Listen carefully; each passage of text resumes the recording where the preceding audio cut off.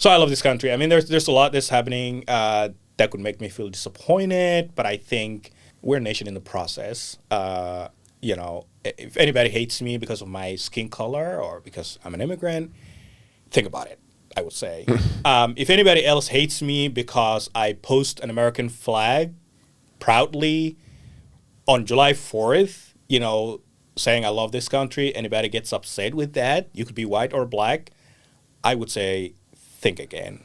I mean, travel. If you really think America's bad, just go. See other places. So among the amazing things that I read in your biography, Call Me American, is that you learned English from Arnold Schwarzenegger and Sylvester Stallone, which I think there's plenty of Americans who would argue that they barely speak English themselves. So that was a fascinating detail of your story. So it's a pleasure to finally meet you in person and to interview you, Abdi Iftin. And I want to talk first about the remarkable story that brought you from Mogadishu, Somalia, to Maine.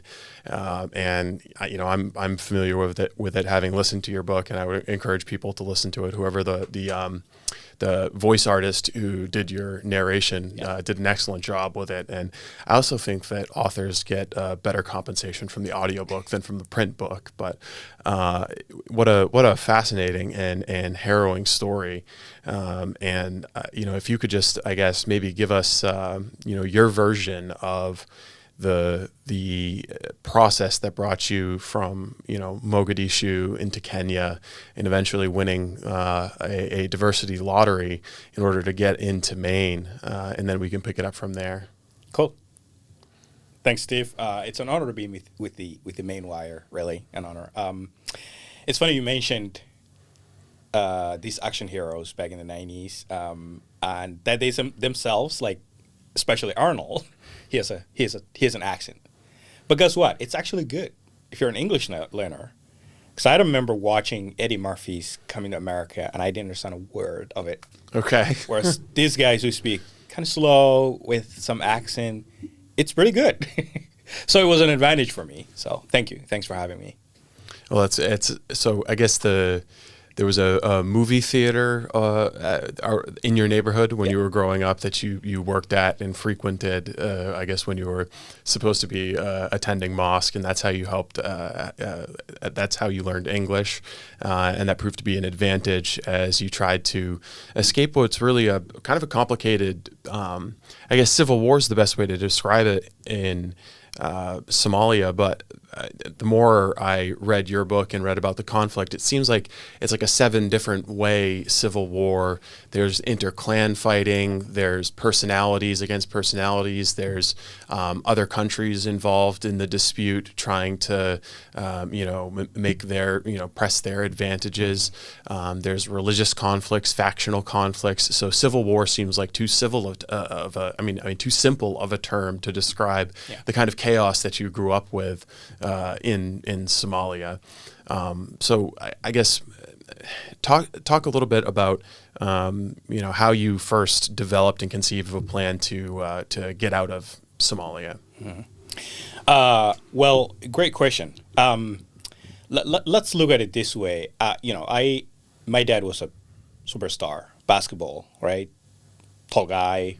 He did great. He went to Moscow. He went to Italy. He went to different places and brought money, jewelry, all kinds of gifts to mom. So that's when I was born. And then we lost all of that because the government that was running Somalia at the time, Siad Barre, he was a dictator. He was a communist, right? And then at one point he was with the U.S. The U.S. was supporting him. At another point, the Soviet Union. Anyways, all that falls apart.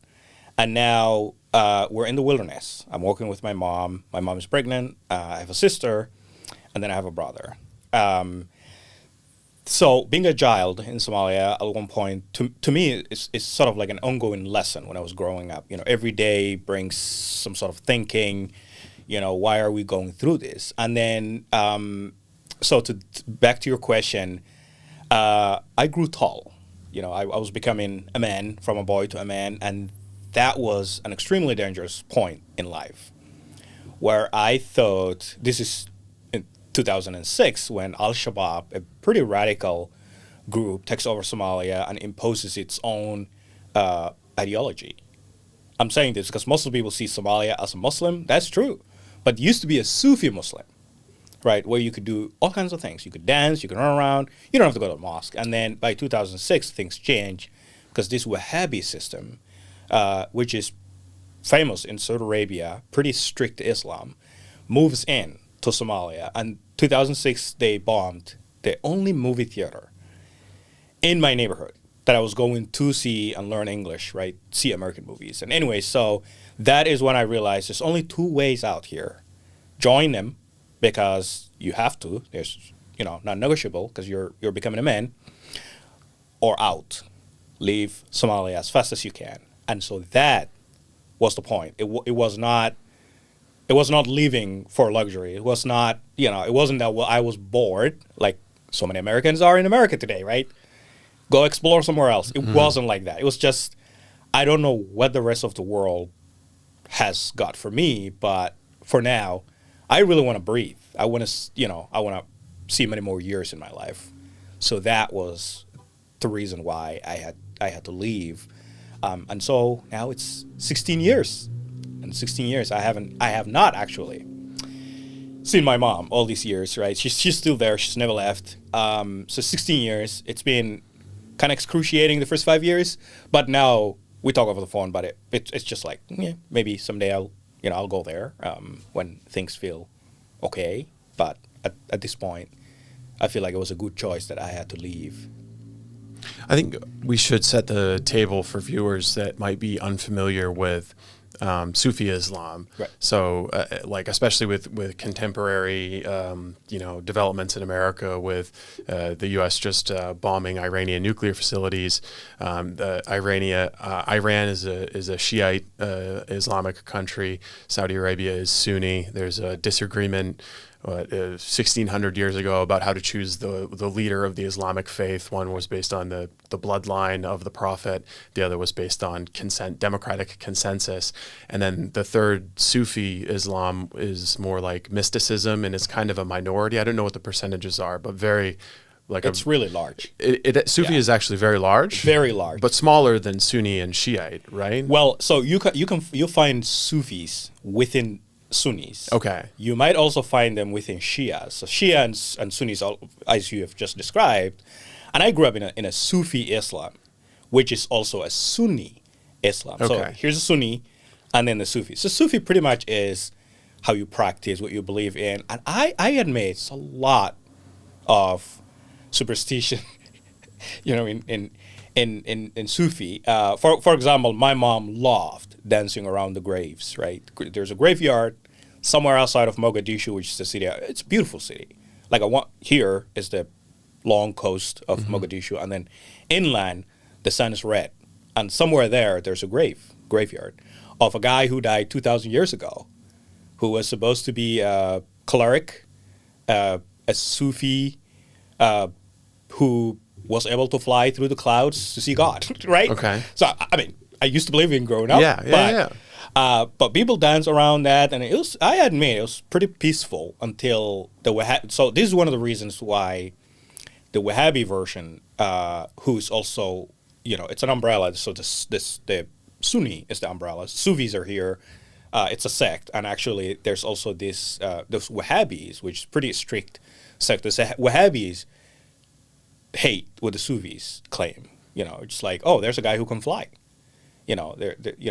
Dancing is okay. Man and woman can hold hands like all night long. You can build a fire and that's around it. So the Wahhabis are like, no, that's not what you're supposed to do. You should just fight for God. It's a much more strict, conservative, literal interpretation of the Quran and the Hadith, the sayings of Muhammad. Yeah. And so I guess the story that you tell in your book kind of begins with.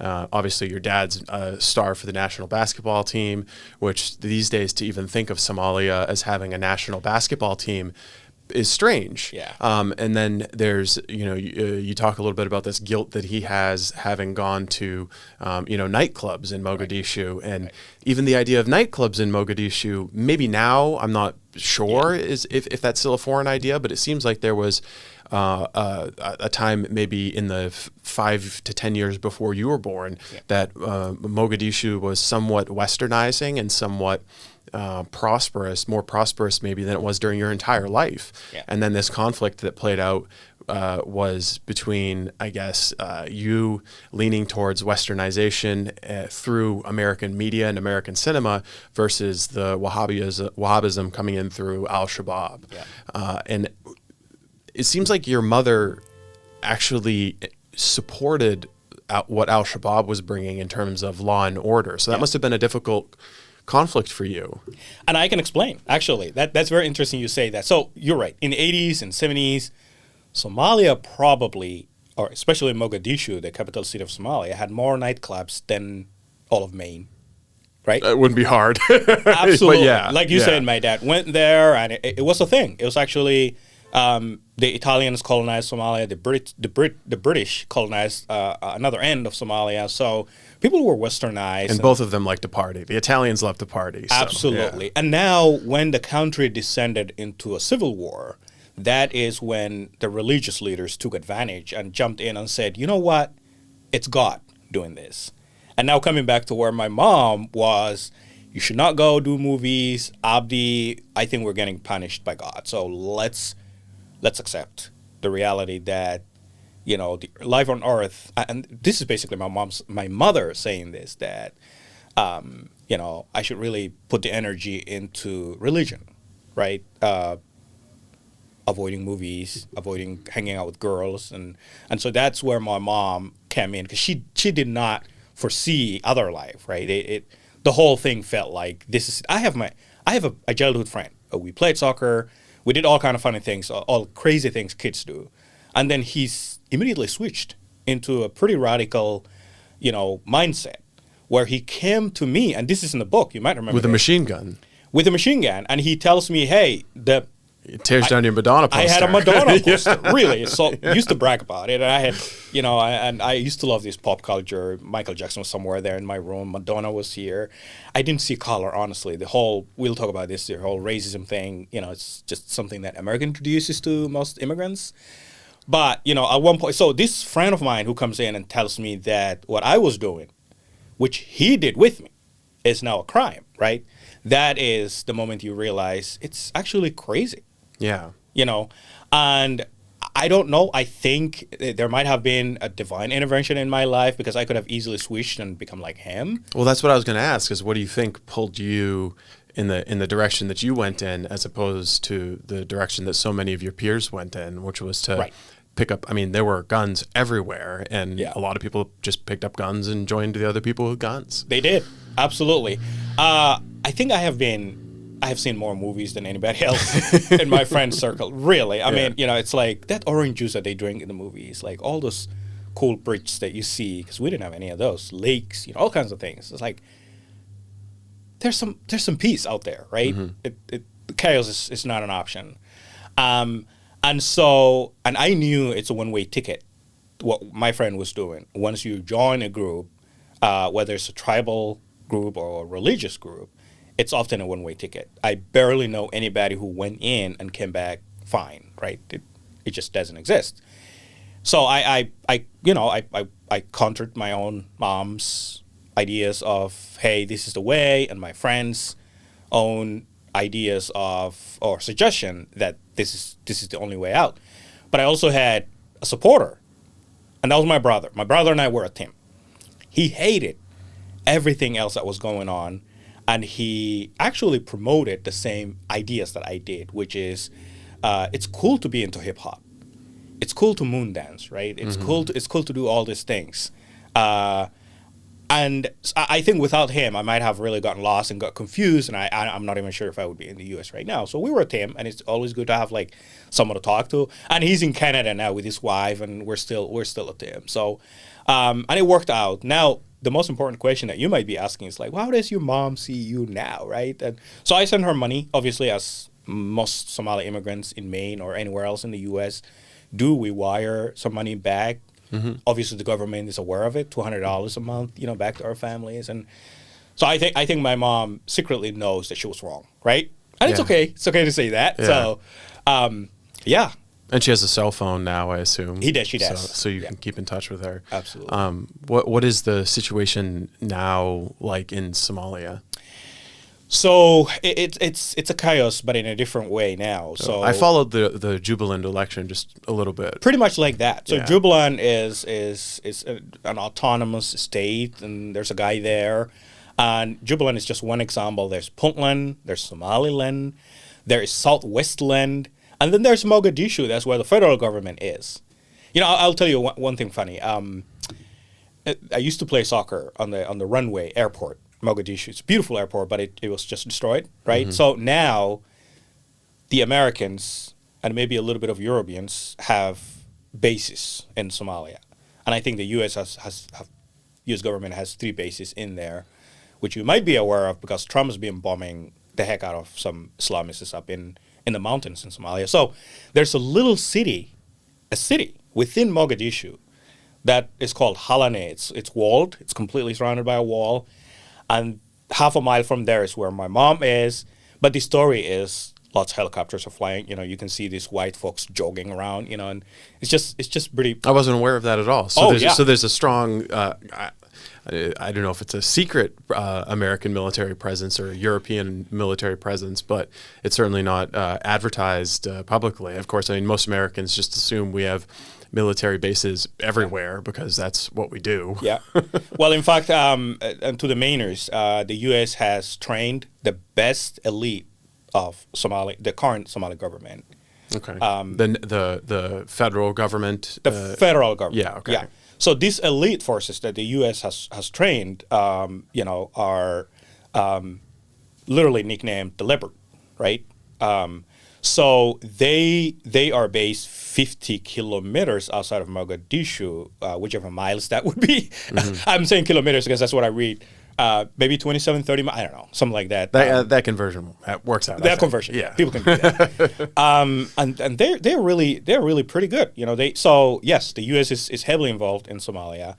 And when you say pretty good, you mean they're an effective fighting force, or they respect civil liberties and don't engage in casual brutality? That is true. Number one, I think they're fighting to basically restore the Somalia that we used to have in the 70s and 80s. Okay. The Somalia of freedom, liberty, and practice your faith in whatever way you want. And like democratic pluralism. Perfect. Yeah. Yeah. Something like that. Yeah. And there's a little bit of corruption, obviously. I think the government of Somalia now, based in Mogadishu, is pretty corrupt. Everybody knows that. They're not, they're not really able to. Anyway, so it's been reported. I think it was some journalists went and somehow figured out that the U.S. is having this trouble of building up an army for Somalia, and then the leadership is corrupt. So, I'm not saying this, something I read already. So there's this small city within Mogadishu. So the government of Somalia is obviously weak, but it's heavily protected by U.S.-funded African army and U.S.-funded Somali army. They're in Mogadishu and surroundings of Mogadishu. And then there's Turkey that is on another side training Somali army because the Turkish wants a satellite launch spot in Somalia. And they've said this clearly out loud. And Somalia has a lot of natural resources, right? Oil, crude oil, and all kinds of things and in the waters of Somalia as well as on the land of Somalia. So Turkey. And is Somalia just naturally a good position for launching satellites because the debris lands in the water, or it's close to the equator, or it's close to the equator? Okay. Bingo. That's one of the reasons. Turkey itself has a massive country. Right? Yeah. They could have done that. But they realized because of Somalia is close to the equator and it's always clear skies. Yeah. So it's a good spot. They're working on that. I'm not quite sure what the Americans think of that. But they're our NATO ally. Yes. Turkey, right? It's kind of an uneasy alliance, but a lot of people don't realize that Turkey's a member of NATO. So if Turkey were attacked, the United States would theoretically have an obligation to go defend them. Right. And the U.S. nuclear bombs are also based in Turkey, and some, I think, certain members of our troops are also based in Turkey. Yeah. So, but yeah, people love Turkey because Turkey is the kind of Muslim example that many Somalis really look up to. it hates ISIS, it hates Al-Shabaab, all this radical stuff. But it's like, hey, we want women to live in a free, freedom, right? And I really want the main wire audience. I understand there's a lot of stereotypes up there, and when you think of Somalia, the funny thing is most of the people just like, people who hate America, right? It's like Iran. There was at one point in Iran, people were free and really loved this Western lifestyle, right? My generation in Somalia, generation that grew up as kids in the 90s, and now I am sure that a lot of us are silent majority, but the ideas that America or the Western world are selling, the freedom, do whatever you want, right? That's predominant. The minority, small group who have the weapons are basically oppressing people, right? It's more like what's happening in the U.S. now, because you see Somali leaders elected who are always kind of hateful towards America. The rhetoric is strong towards America. It's like, and you keep thinking, and this is what the audience hears. It's like, holy crap, excuse my French. It's like, they hate us. They hate, it hurts me. Because I think, specifically, I put my own life on the line, because my nickname was, you read the book, Abdi American, right? American, because I pronounce the word water, not water, right? Or water, right? And so my friends were like, hey, you sound cool. And someone came to me and asked me that they could kill me for having that nickname, and I had to drop that nickname. So I rather left and still carry the nickname and wrote a book about this whole experience. So it's just saying, no, you cannot change me. I'm gonna be who I am. So obviously it's you can sense that it's a betrayal to hear someone from my country degrade America, right? But there's also, I guess it seems there's a tension in your experience, because at the same time you're exposed to Western culture through cinema and you're developing this love of movies.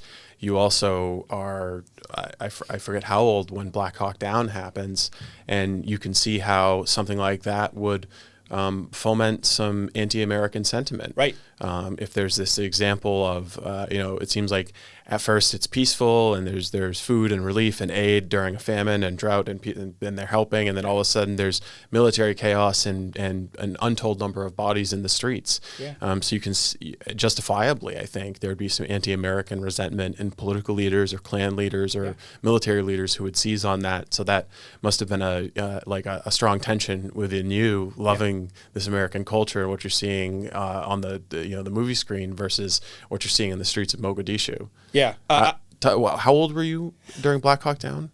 I was 6. 6. Yeah. Okay. And I vividly remember running around with the Rangers, American Rangers,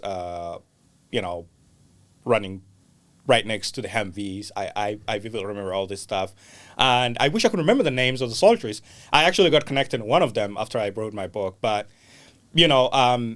obviously that's true. I mean, I think a lot of people are turning against the U.S. mostly because of the bombing, because of the military intervention, instead of, doing other things. Like China is taking over most of Africa, building bridges and this and that, so that way getting those people in debt, right? China's doing that. Yeah, I mean, the Chinese model of imperialism in Africa, Yeah. I mean, you could do a whole 3-hour podcast on what the Chinese have done to strip Africa of its precious metals, minerals, to very little benefit for the host nations. Yeah, I think people can look into the Belt and Road Initiative that China is currently doing in Africa, and that dragged a lot of African countries in debt. But, if I had an advice for the U.S. government, military action is obviously not the only way. Like, there's no way that you can pacify a country, doing that. It just has to be more than that. Like, for example, you might have read this, and I think the people have also known about it. President Trump has bombed Somalia a lot within the last few weeks. That's awesome. But I also, as soon as I come from the country, on social media, I hear people saying, "Oh, my uncle just died because of that bombing," right? And his kids died with them, and so that is how this spreads out. one person gets angry, goes on social media, and everyone is thinking, oh, next it could be me, it could be my mom. I don't like that. And so I think we have to look at it from that angle as well. And I am totally fine with the U.S. government training Somali troops. I think that should be the way, to get the people on the ground, be trained, and hold the government responsible for if they lose a land or things like that. And corrupted officials have to be, you have to hold them accountable as well. But I laughed seeing the Marines land. So my brother and I went to the airport, and it's like, wait a minute, so the Americans are landing, it's midnight, so we're there. And then they just come out, these, all of a sudden, the beautiful blue ocean of Mogadishu, and these Americans just landing on boats, and, we were told, move back, The whole thing felt like a movie, like living in a real action movie, because they were in their uniforms and stuff like that. I mean, Somalia is pretty homogenous. Like, we look alike, same faith. You don't see a lot of diversity, right? Speaking about diversity, not a lot of blonde hair and blue eyes. There is in not Mogadishu. a lot of blonde hair and blue eyes, right? And so when these guys came, and I admit it was just really joy, right? It's like I like seeing different things. Like I didn't speak English, not a word of English at that time. But then, like you said, Black Hawk Down happened to say the U.S. gets into a fight with a warlord who is local, and his clan are so loyal.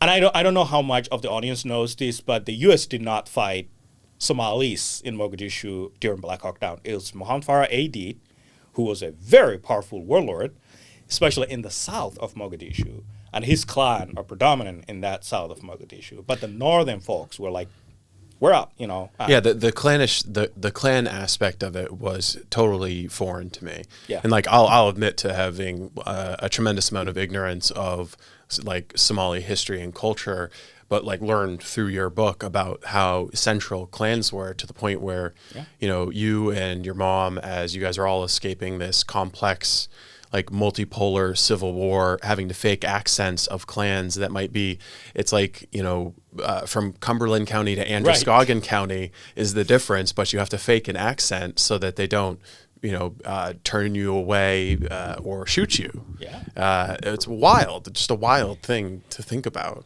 It's a thing. I mean, it's one of the biggest problems. So we have 7 presidents as we speak in Somalia. 7 presidents. The Jubaland leader of the semi-autonomous states, and then the central. It's all tribal. Okay. Exactly. So you mentioned Jubaland, Yeah. which is also appeared on a Maine Wire piece.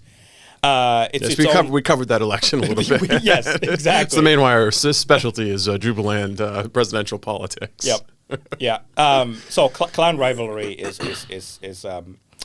not going away anytime soon. So should they just have their own countries then? I mean, is it better to think of the semi-autonomous states as their own countries, and then Mogadishu is its own micro state? Yeah. Okay. In fact, it's funny because if someone does some kind of a, if someone talks to the Somalis, even here in the U.S., there's so many people that will tell you, oh, yeah, I would love to see Jubaland become its own country, independent, away from Somalia, leaning towards Kenya, a Christian country. You can quote me on this. Like, majority of people in Jubaland who are Somalis, Muslims, would like to join Kenya, right? Because the tribal conflict, rivalry with the other groups, especially the federal president of Somalia right now, is not friendly with the leader of Jubaland, Ahmed, Islam. They hate each other. So you can sense, because I follow my community and I have a huge social media page, so there's always like this, feeling that you can understand the Somalis because of the tribal rivalries. They would rather align with the Jewish, right? Which is crazy, but I'm saying this because I belong to the community and I know the insights of what's happening. So, and I think these autonomous states are basically sponsored by foreign governments. Ethiopia is one of them. Kenya is one of them. They United Arab Emirates is one of them that really now sort of funds and trains military and pretty much brings equipment And is this a natural resources play or a border protection play for Kenya and Ethiopia? Like, what's their interest in propping up I think all of it. a clan? Yeah, all I think the all above. of it. Yeah, geopolitical is a thing. Somalia is massive. It's the size of Texas, state of Texas, the second largest state in this country, right? I mean, if you've ever driven through Texas, it takes you days. I have. So there you go. So that's I like, wouldn't want to walk through it. I'll tell you yeah, that much. yeah, it's massive. So Somalia is that size, and with the longest coastline we're dealing with here, and so fishing, natural resources, oil, all kinds of things that you need. With weather's great. It never snows there. It never snowed there. Maybe, I don't know, a million years ago. But so I think this Ethiopia is a landlocked country, for example. So They want access to water. they want access yeah. to water. Kenya obviously, is also looking at Somalia from the perspective of more oil. The years to come, these countries, people are building up warships, drones. Like it's everything is changing, right? Mm-hmm. So the more territory, the more land, the more water you have, the better. And so, I think that's what's at play at the moment. And there is, I hate to say this, but I think in the coming many years, I see Somalia splitting apart, honestly, into small. I say the same thing of giants. California. Right, exactly. At the moment, that's what it looks like. And so, there's that. And we have ISIS at one point in the north of Somalia, and we have Al-Shabaab, another radical. And these guys really want to build a kingdom in East Africa. So what are they thinking about? We're drifting apart, and these guys, pretty radical stuff. And so it's hard to be a Somali at the moment, staying in this country and unable to go back because of the dangers that lurk. Being a published writer, and it's really, yeah. Yeah, do you worry about that? I do worry about that. I mean, number one, people are really poor. There's not many opportunities for folks. So the only thing I worry now, if I ever go back to Somalia, is that I'm going back to a country that's really suffering economically.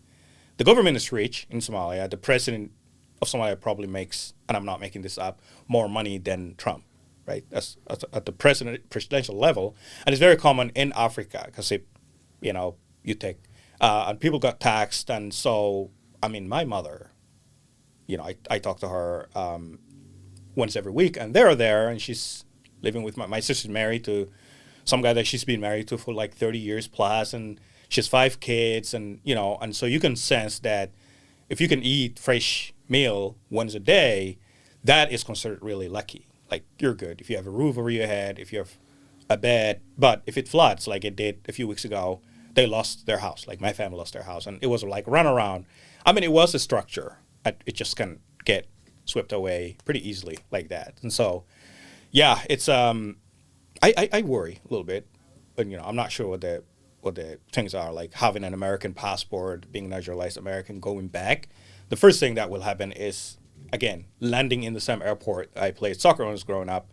They will see me as an American this time. Yeah, Because I don't have Somali and nationality fairly anymore. And right? I was just saying, fairly, you're a U.S. citizen. I am, Yeah. and that's the way I would be treated. and proud of it. And you've Absolutely. been featured in NPR and Yeah. American media. Do you worry about being targeted here in the United States for being so outspoken, especially on politics back in Somalia? I do not, to be very frank with you. I don't have a gun in the house that I live in. I don't lock the door. Well, So this is a fundamental part of being American. Right, absolutely. you got to be able to have a gun, man. Yeah, well, we're gonna have to. I wouldn't mind. I wouldn't we're gonna have to get you. We're gonna have to get you a gun. But I didn't get into it yet. But I wouldn't mind. It's fine. But I don't know. I mean, I guess you had plenty of experiences with them as a child. I was diagnosed with PTSD related to childhood war. I was diagnosed with that, and but at the same time, my favorite movies are action war movies. How does that work? Yeah. I don't know, because I grew up watching. Well, at least in the movies, most of the time, the good guys win. Right. Yeah. Yeah, they always win. And I don't know. I mean, I dreamt of getting into the U.S. Army at one point, but then a little too late. 35 was there, and so I hit that lane, and I said, well, let me just focus on college. And, Well, hey, keep your fingers crossed. World War III breaks out. They might well- they might lift that that age. They might start recruiting everybody. Yeah. I say hope so. darkly. Exactly. But I'm glad you mentioned, because I think a lot of us, again, speaking about, am I safe here, right? It's hard to say. I don't know who's out there really thinking, this guy talks out loud. I'm not sure who's really looking, coming after me. But there was a point in my life in Somalia where some guy, my own friend, came right in my face and told me, if you don't do this, I'm going to come back and shoot you, right? That was a threat. And that I've never faced anything like that in this country. And then the other thing is, like, some people accidentally end up coming to the U.S. I did not. I fought for it. Mm-hmm. I watched movies. I learned American culture years and years and years, and I ignored and basically, rivaled anybody who was trying to block that view of, like, oh, America's bad, don't go, and it did happen. And my own mom's like, you should be more religious than do that. And so, I think, to me, it's a privilege, it's a right, it's everything to actually be here, have a U.S. I hope I'm not bragging about this, but people can look up. I was the only guy when my naturalization happened, and Angus King was there, right? In Portland, I was screaming on social media. I posted about it, and I invited the media. I had a party at night with a massive cake, probably my size, that had Abdi American on it, and those pictures are still available. I don't know anybody else who has done that, so that just shows you, hey, I'm not kidding you, right? Yeah. When I really become American, I really become American. Yeah. Right. So, so I love this country. I mean, there's a lot that's happening that could make me feel disappointed, but I think I also want people to understand that we're a nation in the process. If anybody hates me because of my skin color or because I'm an immigrant, think about it, I would say. If anybody else hates me because I post an American flag proudly on July 4th, saying I love this country, anybody gets upset with that, you could be white or black, I would say think again, right? Mm-hmm. I've lived in some places, Kenya being one of them, Uganda for 24 hours. Horrible. I mean, some places you just travel. If you really think America's bad, just go see other places. So, and not the Amalfi Coast, right? Or Barcelona. No. Yeah, I would say just the respect and admiration that you have for the United States is obviously more than some not Native American, but Native Americans who were born with trust funds and have only ever lived in the lap of luxury, right. Now display just open disdain for the United States and for America. And it's because maybe the wrong guy is in the White House, so now they hate the United States. And you see it on the right and the left too. Yeah. There are some people on the right who decided they didn't like the United States for a little while when Barack Obama was president, but it's more prominent on the left now.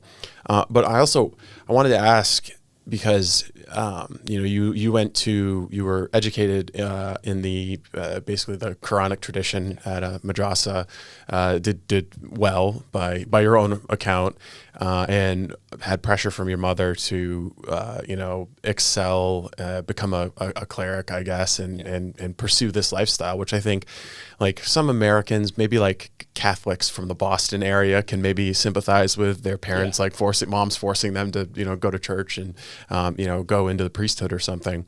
But this seems like a tension between the Americanism and the more fundamentalist Islamic tradition. And now you're in the United States, but where do you stand faith-wise? Like, what's your relationship right now with Islam?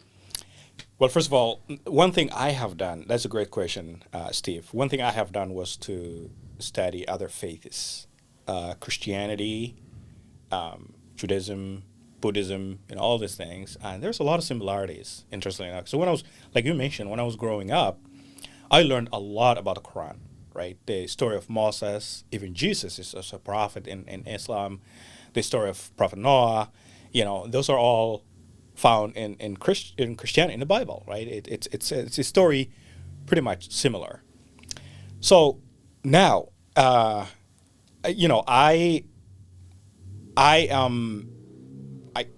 if you ask some people in my community, they will tell you, "Oh, Abdi's not really following the elements of Islam because I keep hiking, keep going to places, and I'm not like doing five times." Hiking's not haram, is it? Well, if you're missing prayers, right? It's I one of the see. things. Okay. Like one of the top pillars of Islam is you gotta pray 5 times a day. So if you're hiking, like we do in Maine, or and I do that. I do this. Literally, I just drove in from near Acadia, right? Okay. And so I'm there in my shorts because it's summer and just swimming, running, doing all kinds of things, and so you're missing prayers. So, some people are considering that I've drifted off, right? I don't. I think to me, I think it's part of the faith. I think it's connecting to God instead of being in this wall, building to worship God. Why don't you go climb some mountain? So I think there's a lot in common with some I guess Christians who take a less fundamentalist view of Christianity, Right. In that they can connect with their higher power through nature. Yeah. And so I guess maybe you would identify with a more liberalized or relaxed Islamic faith tradition. Absolutely. Do you think is this unique to you, or do you think that this is more common amongst the I guess contemporary Muslims, or is it like American Muslims who have like had this adventure and come to America, or is this just an Abdi American thing? No, it's actually very common.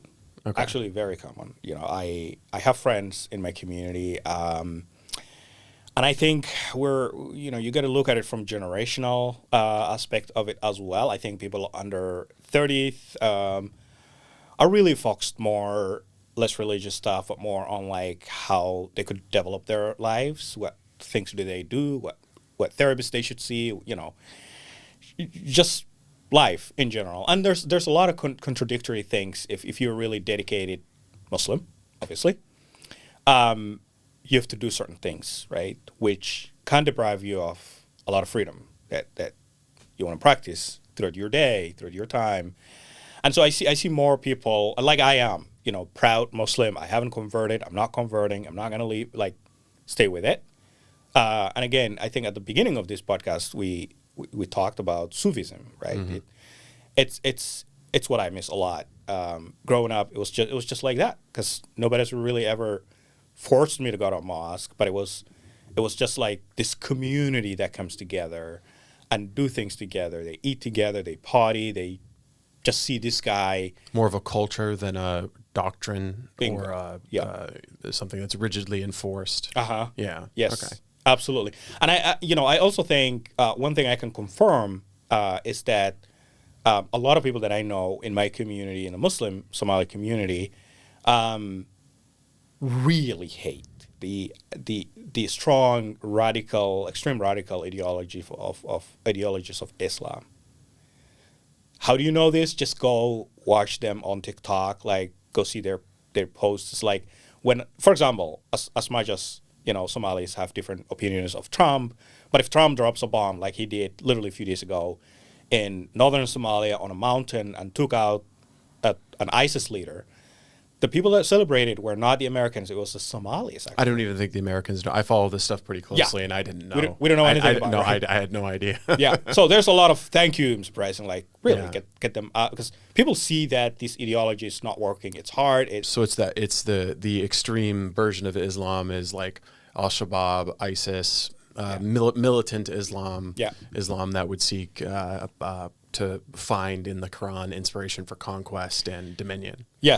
Yes, and some kind of life that you and I or anybody in this modern world can't live in. Like you have no freedom. Mm-hmm. Your whole life's dictated by what they say, right? By what they do. And if you're not married and you're single, you'll be shunned, those kind of stuff. And nobody wants to live that kind of life. So I just want to clarify. But are there some secret Al-Shabaab, ISIS folks living in the United States?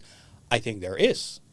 How do I know this? Because I think the FBI busted a few people. If you Google in Minnesota, Somalis who were fundraising for Al-Shabaab, for ISIS, and so those elements are there. They're hiding, right? And so I leave that to the feds to figure it all out. But yeah, I mean, there's a lot of movement between Maine and Minnesota. Yeah. There was just actually somebody who was arrested in a shooting of a 17-year-old in Lewiston who was found in Minnesota and extradited back to Maine.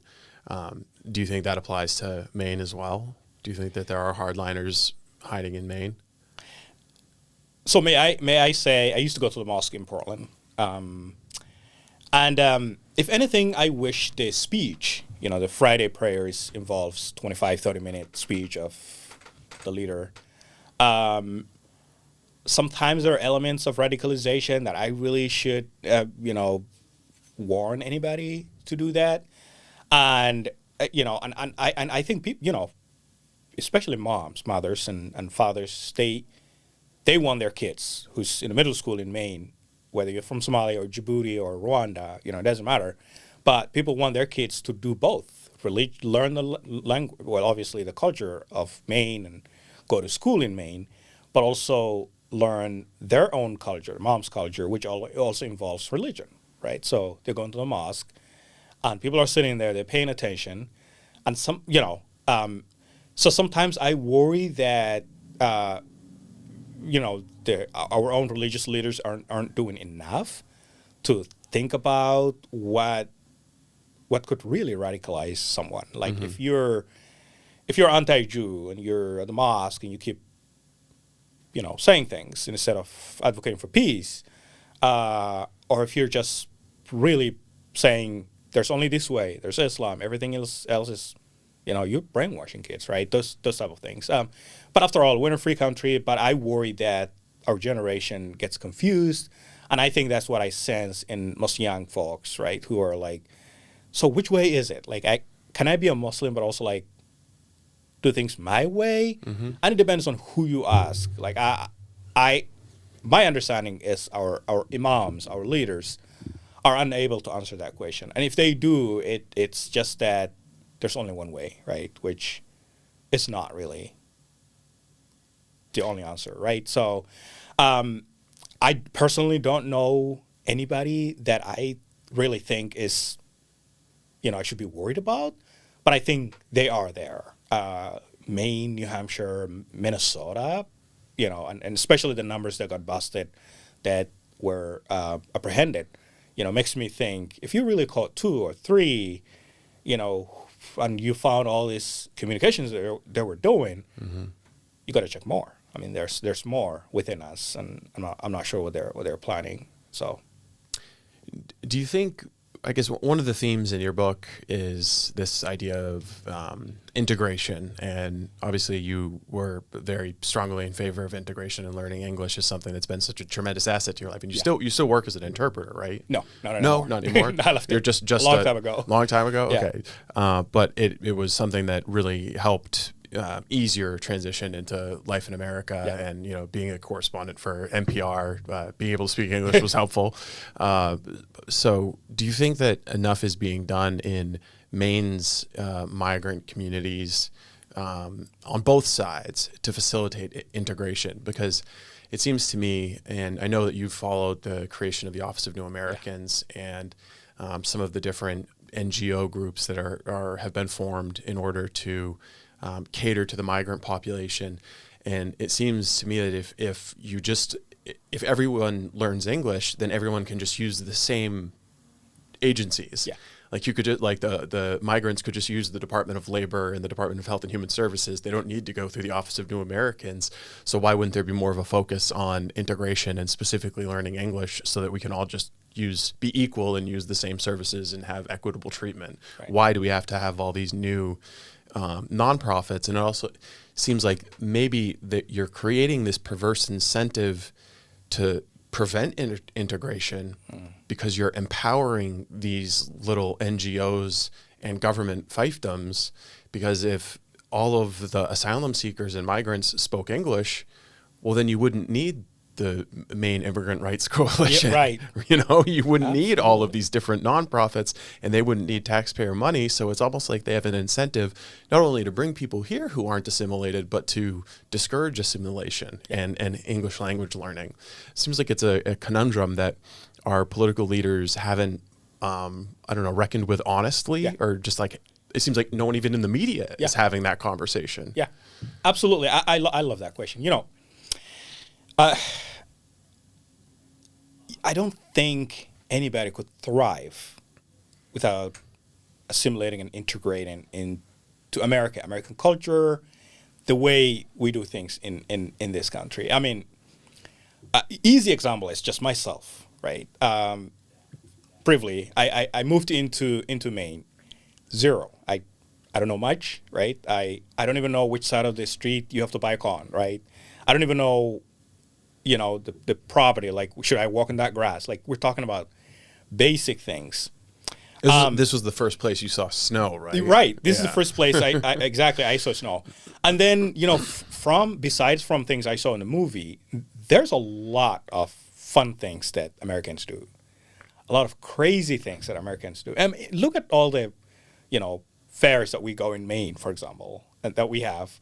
Look at all of the farmers, or farms that you can do, all the hiking spots, all the kayaking. I mean, look at all these things. Now, going back to the agencies that advocate or claim to work for immigrants or on behalf of immigrants, they're definitely not working on assimilating. Because if you talk to the leaders, most of them haven't even driven far from southern Maine, right? They, I think and I used to be one who worked as an interpreter, as a case manager, so I'm pretty well informed within the agencies, and I think there's two ways to do this. There's the leadership more often know exactly what they're doing, that they thrive on, you know, this narrative where we're protecting you.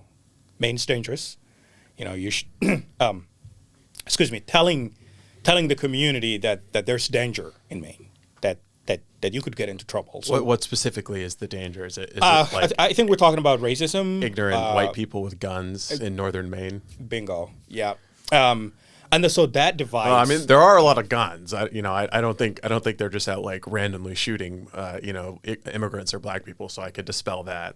Not that you believe it, but is that really something that the new Mainers, to use the euphemism that they like, is that something that they're taught as part of their, I guess, orientation when they come to Maine? It is part of the orientation. I was sitting on one of them actually, where there's a map. Welcome to Maine. It gets cold. It's this. There is also, you should work for your life. No-go zones, effectively. Right, because America has more guns, and there are people who have guns and run away from a house that has Trump flag, right? So I'm thinking, I mean, I understand there are some crazy white people out there, obviously, who hate immigrants, mostly because of what they've read or the way they see things. Like you and I were just talking about Somalia. I personally have encountered someone who really thinks all the Somalis are weird, horrible, bad, stuff like that. And I don't know how to convince them. But if you talk to the individuals, man, you will see someone who loves America more than you do, right? Someone from Somalia. And also so much diversity amongst Somalians. Right, or Somalis. absolutely. To characterize them just with a broad stroke when there's so much, there's just as much difference amongst Somalis as there is between Californians and New Yorkers and Texans. Right. That's a point. And then the other point is, if you look at these agencies, Steve, they're all doing the same thing, right? Nobody's really thinking of bridging the gap, but it's more like mental health, because most immigrants have mental issues. Really? We survived a lot, and we don't need to be wind up in another prison of, hey, we're gonna help you out. That's not what most people like. Everyone I know in my community, whether it's Lewiston or Portland, a lot of them are like, I want to go to work, I want to send my kid to school, just live a normal life. And then these agencies come in and create a narrative that oh, the schools should have, you know, a place to pray for these kids. The schools should really respect the culture of these kids, create a culture of, oh, wave the flag, the Somali flag. The Somalis themselves don't wave the Somali flag because we're tribal now. So Jubaland has its own flag. Yeah. Like, what are we thinking about? Right? So it's like a liberal white, it's like a rich liberal white version of diversity and equity and inclusion that's being imposed upon you that you don't want. Exactly. Which is it's funny. That's pretty much the way it is. It's kind of funny. Right? I mean, it's funny, but it's not because it's all taxpayer funded and it's like insulting. Yeah. But they're doing it because they think that they're more enlightened and more tolerant and respectful of other people's culture by like forcing you to wave the flag that you don't really care for. Yeah. Absolutely. So it's good to be free. The Somali flag and the pride flag, by the way.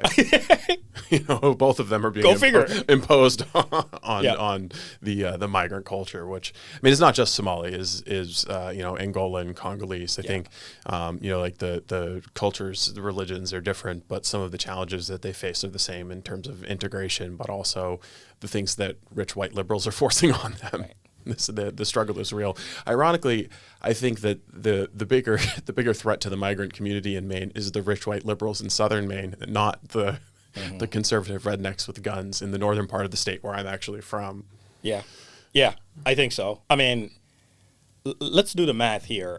20 years, maybe 30 years that immigrants have really been coming down to Maine quite a lot. How many have successfully come out? How many have really finished college the way they wanted? How many have bought houses? It's thriving, living the American dream. It's a very small number. And those are the leaders, agencies and this and that. Yeah, even just looking at in terms of like, business leaders or entrepreneurs or people who have gone on to start like huge successful businesses that employ a lot of people. Yeah.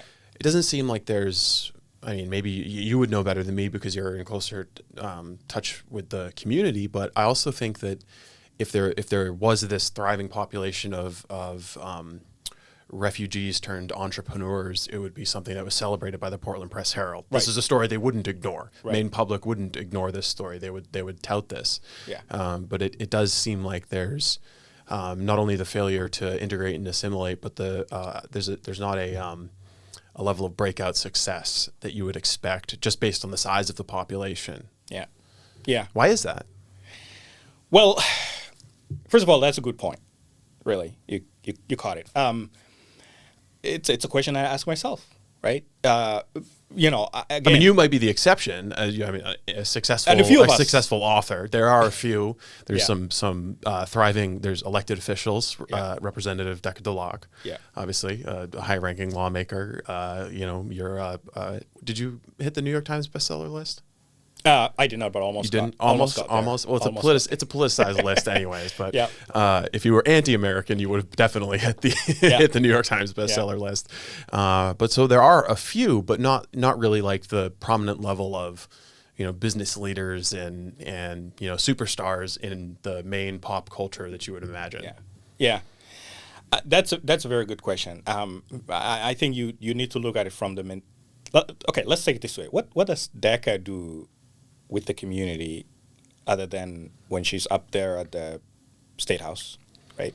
You might be wondering, or people might be wondering. I know, right? Well, I know she's I'm familiar with her work at Gateway Community Services as an assistant executive director, and she works at Cross Cultural Community Services, which she co-founded with Senator Rachel Talbot Ross's sister. So she does some nonprofit NGO work, and so she's part of, I think, the NGO world that has this perverse incentive to discourage integration and assimilation. Yeah. Well, here's the funny thing, because Deca and I are the same community. We have agreements and disagreements, right? But Deca's smart enough when she is with the Somali community that she speaks, her clan, obviously she comes from a clan. I think we call this code switching, right? Yes, Yeah, that's exactly. the American term for it. So, like, saying like I'm a black woman doesn't really function well within the Somali community when she speaks Somali, right? It sounds weird because we don't say that in Somalia. Being a black woman, being an immigrant woman, we don't use those words. You can quote me on this. We within our own people, say there's a room and there's like 150 Somalis. You just can't get up and hold a mic and say, being a black man and being an immigrant, it doesn't sell well. I remember you writing that you were confused when you had to identify as being African American. Right, exactly. Yeah. It's more like that. So when she switched into talking to the community, like what really gets people going and getting excited, or basically like using their, taking advantage of how they think, they get smart enough to go ahead and visit. Last Anot, I think you might have a visual because I have one. Where she's, basically says, "Hey, we're gonna have to fight the enemy and build our own little state," right? That sells well, but here it's the overall immigrant community, which basically doesn't go together because she's thinking, if you're representing the Somalis, so why were you in Las Anot representing a small group of the Somalis? Like how does that go together? So, and Americans are smart; they can understand that, right? And I think DECA had a great opportunity, for example, to really be the voice, because obviously I personally, even though I was born in Somalia and lived in Somalia for 24 years, lived in Kenya and have arrived here in Maine at age 29. So that means I'm still attached to my culture, know the language, nothing's going to escape, right? I follow my country and people pretty closely, but this is home. I have no thinking in the back of my mind that I will one day leave, right? But sometimes what I see is the leadership, immigrant leadership here, are really promoting that idea of this temporary. Don't really, don't get rooted here, which confuses the community. And then everybody's thinking, why would I even go to college? Why would I even... Yeah, it seems like that's vocalized in Representative Ilhan Omar. Yes. Has specifically said, I'm paraphrasing, but I'm Somalian first. I'm going to, we're here to represent the priorities of Somalia, and like which semi-autonomous state or clan in Somalia she's referring to, who knows? I'm sure you do, but I think some of the gatekeepers or NGO leaders in Maine have said similar things. Yes. Which I've thought is a little bit strange to hear coming from elected officials, but I hadn't thought until you just mentioned it how confusing that must be if you're a young migrant, maybe a first generation Somali growing up, and you're hearing this kind of rhetoric, how it would affect your thinking about your future. Is there strong integration happening among the generation of refugees who, like the first generation born here, the U.S. citizens born here, and maybe the refugees who came here as very, very young children? Or is there an insular culture that kind of is only hearing about what's happening in the state through those gatekeepers? Mm-hmm. Well, first of all, I think that those who are born here, for example, the young Somalis born in Maine, in Lewiston, 20 years ago, right? What I know is that their Somali language is poor, right? It's like you, an American, being born on a military base in Germany and picking up some German. Yeah. That's the way we feel. So generally, the community that, for example, DECA leads. I'm not a community leader, so I'm not going to put myself out there. I'm just a writer, right? Those young folks who are confused and want to be an American, but also their parents keep telling them, no, you're not actually, you're always a Somali first, right? They're confused. So they are living this limbo life of, I've never seen Somalia, but I'm not completely American. Oh, I'm black. So, you could sense that confusion going on. Well, and they're also, they're in a public school system where they're increasingly being taught about white privilege and white supremacy and who the evil, bad people are. Yeah, it has to be confusing. Yeah, It has to be. I totally agree with you. I think it's a failure of the parents to not teach our kids the native language, right? I think there are ways to do that. But one of the major problems that I can mention is the parents themselves don't speak English. So that way, the kids are picking up more at school, and they're spending more time outdoors, right? I'll bring an example here. My brother, who speaks very good English, lives in Canada, is Canadian. His wife, does not really speak good English, but the kids, my nieces and nephews, I talk to them over the phone for the last 5 years, 6 years since they've been there. Their English just improved like this within 1 year, right? And their Somali went really shrunk. So I can sense that. And I'm thinking, okay, so at this point, I think we should really prioritize getting them into successful lifestyle in Canada. So, like, let them be Canadian. And that's the same message here in America. If you, or in Maine, right? Don't confuse these folks. Somalia is a distant place. I myself just came from there recently. Recently, like 15 years ago. I'm not really thinking of going back anytime soon. But if it becomes a successful country where people come together, nobody's going to block your path there, right? You can always go there and like trace your own. But look at all the immigrants in this country, whether you're black, brown, or white, who have thrived, born here, to German parents, or maybe to Nigerian parents. A lot of them are now successful actors, writers, doctors, mostly because they had laser point on one thing: success in this country, not getting confused identity-wise, right? Identity crisis, don't get involved in that, right? The other thing is, like, there's nothing wrong being an American. Nothing, right? I mean, I understand if... Do you think there's a sentiment in Maine's migrant community that there is something wrong with being an American? Yes. I do sense that. What's that something wrong, you might be asking? People feel like American culture is different than their culture, right? So that's when I have an element of... Yeah, and I think that's just like a human nature thing. Right. You are scared or maybe have disdain or disgust for that which is different from you. So it's basic human nature. But what do you think is promoting like anti-Americanism within Maine's migrant communities? Yeah. Is it just kind of the inertia of the traditions that come from home country? Just kind of, is it like an emergent thing, just kind of an accident, or is it something that is being encouraged or fostered by cultural institutions or religious institutions? I think it's on purpose. Really? Yes, I think it is. I think it's being promoted. There's some places where I cannot make this speech to promote America. Yeah, as Abdi Iftin, right? Because that's a sensational thing, right?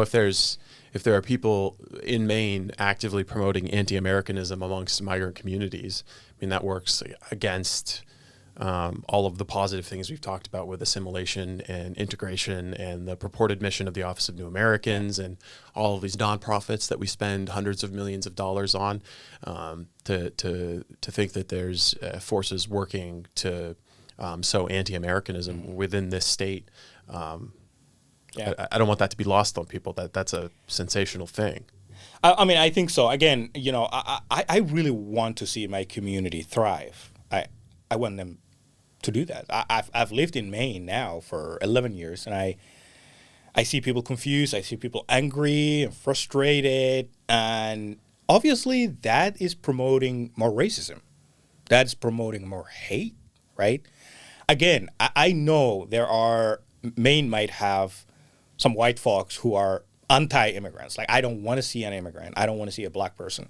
Okay, right? But what is the best way to counter that narrative? Is it just hating America? Not wanting America. One of my earliest jobs was an interpreter, right? I worked with folks who didn't speak good English, and it wasn't their fault. They didn't watch more movies. You know, They didn't have access to Rambo and Commando. exactly. But I have learned a lot throughout that lesson because I was at the court where the mom's Somali mother who doesn't speak good English had her child in trouble, and so like I have to be there, and stuff like that. And you can sense, the anger in the parents' mind. Is like, I wish I knew more. I wish I learned more. I wish I spoke more English, all that stuff. And I think that should be a lesson for all of us to really put the energy into teaching English, into teaching the culture. Because someday, when that parent I was talking to who said, I've been here for 30 years, and that's right. Someone who's been in the U.S. for 30 years, didn't speak good English, and here I was 5 years in the country, and I've been an interpreter, right? And so you can see this regret. And that hurt me. And I wish if there's an agency in this country, put the energy into teaching people English, into teaching people the culture. Yeah. Because in Maine courts, in the Maine hospitals, we don't do things in Somalia. Yeah, I think in the most recent, I'll probably get these numbers wrong, but in the most recent biennial budget, there was something like a couple $100,000 put towards English language instruction. It was a paltry amount. I've often thought that they have all these English language learning, or they just generally language learning apps like Babbel or Rosetta Stone, and smartphones are very common these days. And I've wondered if someone from the state of Maine couldn't reach out to Babbel or Rosetta Stone and say, hey, can you develop us an English language program for our migrant communities, and then establish a cash bounty for migrants who successfully learn English on the app and then come in person, so you can't defraud the system and take an English exam, but just pay someone like $5,000 or $10,000 if they can learn English, and it's going to be a more effective use of the money than spending $10 million every year for the foreseeable future on all these English as a second language in the schools and the Office of New Americans and all these different English language programs. That seems like it would be a more effective way to leverage technology and human incentives and teach people English and solve a lot of our problems. The whole thing is weird to me, honestly. Yeah. Like, how do you learn English while you're in Maine? Do you have to go to school? No. I'll give you an example. If you were in Italy, Steve, and you really want to learn Italian, would you just go to school, or would you just go hang out at the bar, talk to folks at the park? Well, when I was in Italy, I hung out at the bar. There you go. Birra Grande. That's what I learned. That is the way to do it. I learned American sarcasm, not from schools. Because when I moved into Maine 11 years ago now, I spoke good English, but not really enough English to go about. And the dry Maine sarcasm must have been a challenge. Exactly, right? All the sarcasm, and I found myself in a little embarrassment situations where I was sitting with, a group of college friends because I started going to college, and it's like, what are we talking about here? That's how you learn a language. Mm-hmm. Make friends, go out. And what I sense is in my community, people are just loaded in minivan. You tag them to a classroom, and you're in Maine. It's just free, literally. All you need to do, watch movies at home, of course, because most Somali households I know, we follow the Somali news, which I don't. But, folks are not on Netflix and stuff like that. They just a little disappointed with the whole thing, I think. But it's free to learn. If anybody is really paying, putting together $200,000 for a classroom, and my thinking would be that's not the way to do it. I really want the community to go explore, right? You don't have to go to bars if you don't drink. But what are other events, especially in the summer, that in Maine that you could really, and as far as I know, most Mainers are really friendly, because I have never come across, maybe one or two times, but most of the times if you speak broken English, most folks would be still nice, right? Yeah. Friendly. Yeah. They do that in Maine. In other places. I would say they might not look friendly, but they are friendly. Right. There's kind of that look that all Mainers have. They don't know what's going on quite, but as soon as they start talking to you, they're friendly enough. They'll have you in. That's at least my experience growing up. I always thought that Mainers were the most friendly people, but then my wife from Ohio was like, people in New England aren't that friendly. People in the Midwest are friendly. People in Maine aren't that friendly. And I'm like, well, maybe she's got a point. Yeah. Well, let's admit that Americans are friendly compared to the rest of the world. Wow. So I traveled England, Ireland, Spain, since I became naturalized American citizen. Oh boy, I missed American way of, I mean, even if they don't, even if they internally hate you, but Americans are mostly like kind of open-minded, right? And the most blatant racism I ever saw was in Italy. I actually saw a group of North Africans denied a table at a restaurant by a Bangladeshi waiter. Yeah. Because and then like seat a group of white tourists right after them, and I was like, wow, that might be the first instance of like denial of service on the basis of race that I've seen, and it was in Rome of all places. I didn't realize how racist like Bangladeshis in Rome could be. Yeah. So that was my limited experience with it. It's something I've never seen in the United States. It's in our DNA as human beings, and Decca and Ilhan are from the same clan. I don't know if Mainers knew this. I did not know that. Oh yeah, they are. Is this? So I guess tell me a little bit about the clan. Like, how does the clan politics from Somalia carry over into the U.S. political class? So it does. If I belong to the community, and there is a sense of, if you're powerful in the U.S., you're also powerful in Somalia. So if you can build up your clan's superiority, because the Somali clan system is all about superiority, to the audience. The current Somali government is based on a formula called 4.5. So 4 big clans is, these like dominant clans, and then the 0.5 are supposed to be useless clans. Okay. Not minority, literally like useless, because they don't. Would the equivalent be like political parties? But more based on families? It's basically families. Okay. And the funny thing is the 0.5, the ones that in Somalia that are not allowed to run for president, like as we speak, 2025, there are clans in Somalia, born in Somalia, natural Somalis, that can't hold a prime minister's position and president's position, right? So now, I don't come from, the Decca or Ilhan clans, but I come from a pretty large clan in Somalia, and we're only given one position, and that's a parliament speaker, right?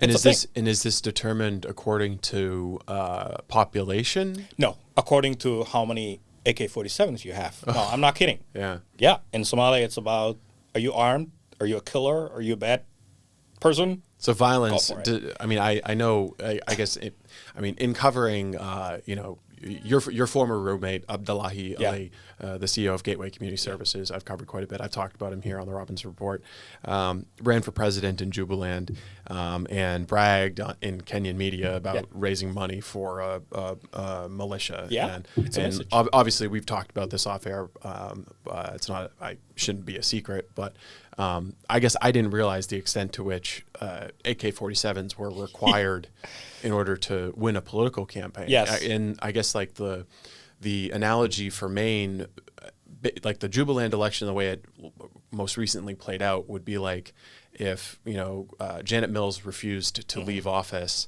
and Governor LePage won in 2022, actually won the election and had to come in with AK-47s to try to displace her. But then President Trump came in and said, no, actually Janet Mills is going to remain governor, and had more AK-47s. Just a bizarre. I don't think any Americans can properly identify I don't think situation like that. And literally that's what it is. Yeah. In Somalia, to be considered a powerful clan, you have to have weapons. And where are all the AK-47s coming from? Are these just Cold War leftovers? Great question. No, they're flooding into the country. I mean, Somalia is a big country, again, size of Texas. Nobody knows what's coming in through the ocean or the coasts of Somalia, endless coast of Somalia, or our border with Ethiopia and Kenya. And so they're flooding in. Weapons are moving into Somalia by air, by land, by water, literally. So that's where it is right now. I mean, again, the formula that I pointed out, if the 0.5 group that are less armed in Somalia, if they really start picking up weapons, they would be considered, 5, right? No, you're not pointing anymore. That is the way power is measured in Somalia. And that really reminds me of the powerful Somalis here. Like you mentioned, the CEO of Gateway Community Services, like Abdallah, Ilhan. Somebody got to know, how much of the influence is really arming Somalia's clan that they come from. How much money that we're sending is really used to. I think, for example, Abdullahi Ali has clearly, admitted on camera that while he was in the U.S., he's been funding arming training. And that's the way it works, right?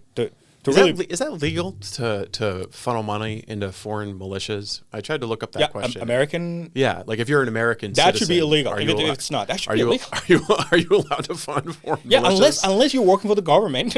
Yes. Yeah. But that should be illegal because Yeah. I think even when the CIA does it, they have to use cutouts and Right.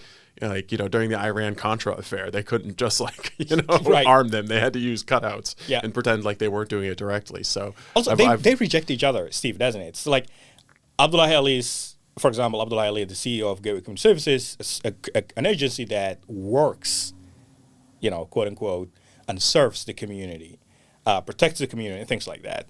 Yes. It's like, how do you become from that CEO who really claims protecting the community into arming a part of your own community back home and building up your own militia under the pretext of fighting Al-Shabaab? Because I think Abdullah is clearly on camera mentioned that he wants Madobe, the current president leader of Jubaland, out, and that guy has his own army. So, it just, to me, it doesn't go together. And I think we're unfortunately lacking accountability. I sometimes worry that our own law enforcement in Maine, in the U.S., just freak out when it's an immigrant, right? Well, yes. I mean, I've seen this in our reporting on the Chinese organized crime and the marijuana. I think that there's a paralyzing fear amongst American law enforcement to enforce laws against anyone who's not white. Yeah. Like there was a Sudanese refugee who played basketball for the University of Southern Maine. I forget his name, but he was arrested recently for firing a gun in the parking lot at a restaurant in Portland. And when they were searching his parents' house for him, they found a fully automatic machine gun. Yeah. And since 1986, I think, fully automatic machine guns have been very, very difficult to get, if not impossible, expensive permits. So where did that come from? Yeah. And it seems like this paralyzing fear extends to the media as well, because the Press Herald is happy to profile Abdullahi Ali running for president back in Jubaland like he's Somali Barack Obama. He's like going to bring hope and change and liberal democracy back to his home country. But then he's also like, I know dozens of people who sent them the translated video of him saying that he's funding AK-47s. And there's only one reason why you're buying AK-47s, right? They're not props. No, right. Exactly. Like those are those are implements of violence and killing. Yeah. Imagine if that was in America, someone running for a certain governor and says, I'm funding some army. I mean, just imagine. But I know you personally, you've been written a little bit about by the Press Herald. I know we should say you were roommates with Representative Yusuf and Abdullahi Ali. I think I said earlier off camera, it was like the Forrest Gump of Maine refugees all living, because you guys all went on to have like prominent roles in the migrant community.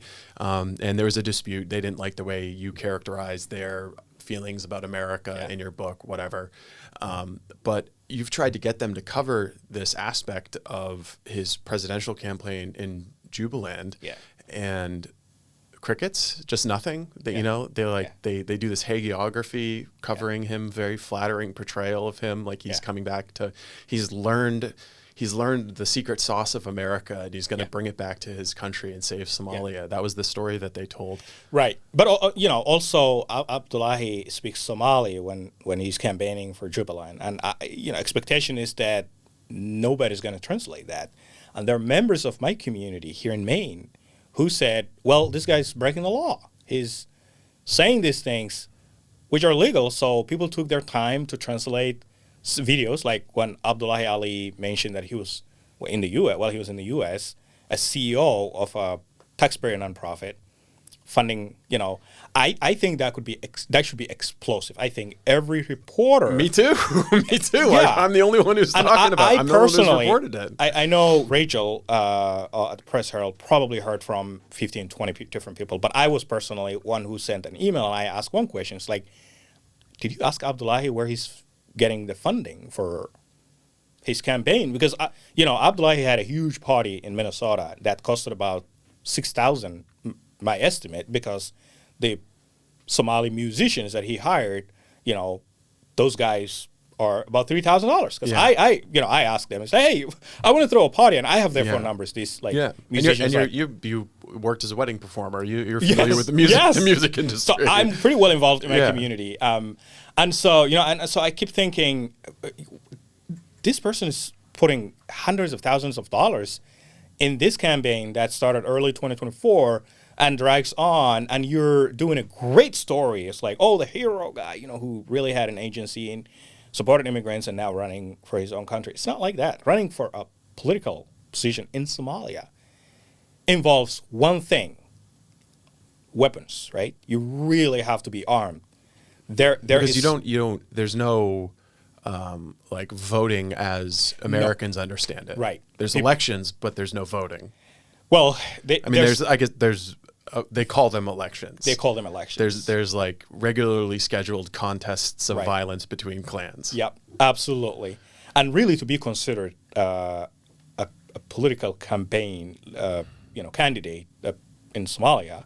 Like, I'll give you an example. I come from Somalia. If I really want to run for office, say in the next 2 years or so, 2026, Somalia is going to an election, and the people don't vote, two things I should worry about: money and militia. Really. And so the money to pay the militia. The money to pay the militia and build the militia up, because I'm sure that people in Kismayo, where Jubilant's state capital is, for Abdullahi to go fly into Kismayo, which is what he did, and face this dictator, Ahmad Islam, who knows how to kill people, you have to be surrounded by a wall of militia. And, on the one hand, that is what Abdullahi had. So you kind of have to respect it in like a just a masculine way, for him to land, and he's wearing a $2,000 Gucci suit, and he just parachutes back into Jubaland, and he's walking around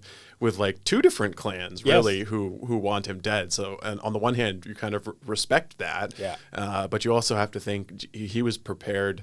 He was prepared to encounter violence, and he was prepared to meet it with violence. Right. And then he comes back to Maine, and he's gonna go like speak at Democrat Party banquets about multiculturalism and the power of equity and taxpayer grants and all of that. I mean, just it's funny. He actually. I'm familiar with the paperwork. He received a no bid contract from the Mills administration on November 24th of last year, which I think was just the day before the election in Jubaland, right? Wow. Yeah, look at that. Exactly. Remarkable timing. I think if we really want to protect our community, especially the vulnerable immigrant community in Maine, right? I mean, that's... the media should also focus on these people like Abdullahi. Basically, like if you're arming and funding a militia, and I think half of the Somalis in Maine actually fled Jubaland area, persecution and killings, and they probably lost families and houses. And if Abdullah is funding a militia, how does that connect, right? Yeah, there's a dissonance there. There is. Yeah. And so I was hoping... Who is giving money to that? Who is giving money to that? Yeah. I think it's legitimate to ask, given how strange America's entanglements in foreign governments are these days. Is there American money? Either CIA or some agency that we don't even know about? Is there somebody playing around in Somali politics for some reason that we don't know, and it has never been voted on. Right. You know, certainly Angus King and Shelley Pingree, to my knowledge, have never voted in favor of some kind of a policy in Somalia. But you know, I think the media talking about it and being honest about it and not paralyzed by fear, I think is helpful. And that's certainly something that we try to do. But there's a weird phenomenon happening in Lewiston and to a lesser extent Portland, where there's like 16 and 17 and 18-year-olds who are involved in violence. Yeah. And, you know, reading your book, and you were talking about how scary it is to see a child with a gun. Yeah. Much scarier than to see an adult with a gun. Yeah. And it, you know, I wonder, like, has that culture like come over? Have they brought that? Have they learned that from American movies? Like, what is there a specific like culture of gunplay amongst the younger migrants?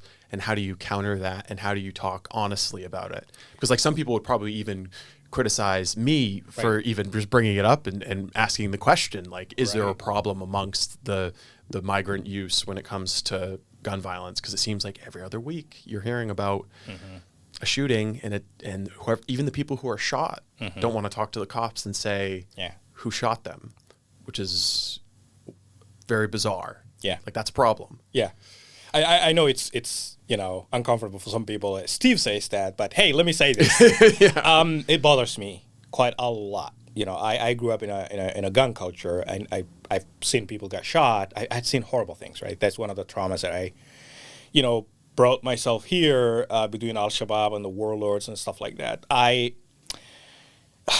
think there's not enough. Let me interrupt here. One thing that the average Somali mother in Lewiston, she does not want to see a gun in her house. She does not want to see a gun with her child. That I know for sure. Like the mom is, you know, I don't want to see that. I don't want to hear a gunshot. I don't want you guys getting involved. So that's that end. So they're definitely the parents are not definitely the violence. They don't advocate for that. Now, the kids and the parents, especially in the immigrant community, have a disconnection, right? The kids have access to technology in a way that their parents don't. And you know, the parents live in a tiny, small apartments. They're unable to. I mean, there's a lot of economic reasons and stuff like that. So they, you know, I think the American mom, American dad, know ways to keep an eye on their kiddo. But the same problem is happening, I think, with white people in northern Maine, where the kids have access to Snapchat or something, and mom and dad have no idea what's happening on Snapchat. Yeah. You know, I think there's a gun culture, obviously, you know, in every state, I think, and there is definitely, and I heard at least one or two, I think, you know, small groups of immigrant gang culture going on pretty much in Lewiston and Portland area. You know, it's a group of friends get into issues with other, you know, and then drags are involved and this are involved. I don't really know the details but I wish that the so-called leadership, the agency leaders and stuff like that, would really prioritize promoting a culture of go to school, you know, prosperity, and things like that, and instead of getting too much entangled up with the political culture of Maine, which is pretty much what we have. I think every Maine nonprofit immigrant agency now is more like, how do I get a Democrat in office, because that gets more money the for money the NGO. Coming, right? Yeah. That is what is on their mind. And so the priority of protecting, serving, do things for the community, that isn't there anymore, right? So, I mean, it seems like the solution, whatever it is, isn't going to come from the NGOs if you have this perverse incentive where what they care about is taxpayer money and creating a political environment that increases the amount of taxpayer money flowing to them. Right. Which is it seems like there's a strange hierarchy of ladder pulling amongst the first, I guess, the earlier migrants who arrived in Maine and were able to get a foothold and create whatever their NGO is, now have these positions of power and again are these gatekeepers and are almost working to hold back the people that most Mainers think that they represent. Yeah. There is this weird idea that a lot of Mainers have, and a lot of like elected Republicans have, that there's like, 6 black people in Maine who speak for all of the 60,000, Right. 70,000 black people in Maine. And you just have to find the community leaders and go through them. And it's an idea that maybe has been projected by some of those gatekeepers to reinforce their power. But if the solution doesn't come through the NGOs or the Office of New Americans or some of these groups that have perverse incentives, I guess where does it come from? Yeah. Right.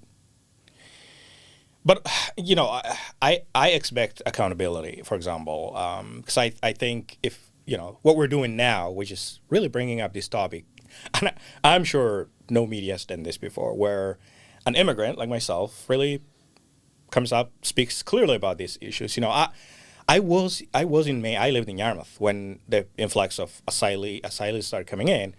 I thought about it. I processed. I said mostly because of the narrative that our leaders are sending out, which is, it's a safe haven, come over, and then people don't know where to sleep, and there's nothing set up, right? Which was I think, I actually attempted as a journalist to access the shelter conditions at the Portland Expo the second time it filled up and was denied entry. And I didn't want to force the issue, but I thought it was unusual that you're running like a de facto refugee camp here and you won't allow a journalist to at least come in and inspect the conditions. And I understand you're balancing like the privacy of families who are living in close quarters. So it was a tricky issue, but it doesn't seem like there was a lot of transparency there, and certainly not humane conditions. Yeah. So they're out of again, it was this like, we're wealthy white liberals. Right. We are inclusive and loving. So come here and sleep on the floor in the basketball gym, and maybe we'll figure out what to do with you later. Yeah. Weird. I looked, right. Deca, piles. Well, you were probably allowed in. Well, no, I didn't go. I didn't go to the shelter at all. Okay. Oh, I see. But I looked, meaning I went to some meetings, right? Okay. And I volunteered here and there. But one thing I noticed was, obviously, like you just said, there's a lot of open-minded, could be liberal, but let's call them Mainers, who are like, hey, my basement's available, so if this is temporary, let's have people stay there. And we remember how crowded that was. Becca lives in a big house. She wouldn't let one person. Really? Yeah. Go talk to her. That's odd. And I will say Representative Delac is welcome to come on the Robbins Report anytime. Abdullahi is welcome to come on anytime. To have a totally civil conversation with him. Well, I really want to say, first of all, unless they bring AK-47s. I was a columnist for the Press Herald, and I advocated for the community for many years until I realized it's not really going anywhere because things I say are not going together. I know the Maine Wire is seen different. Yeah, we're conservative. Depending on who you talk to. But I think that benefits. I'm an average person. I on the record, I'm not a community leader. I just speak my mind. I love this country. And one thing I know that thousands of us from Somalia or other places, mostly Africa, that really bothers us is that we're getting entangled into the politics of America, right? Mm-hmm. Hey, liberal, come here. The conservatives really hate you.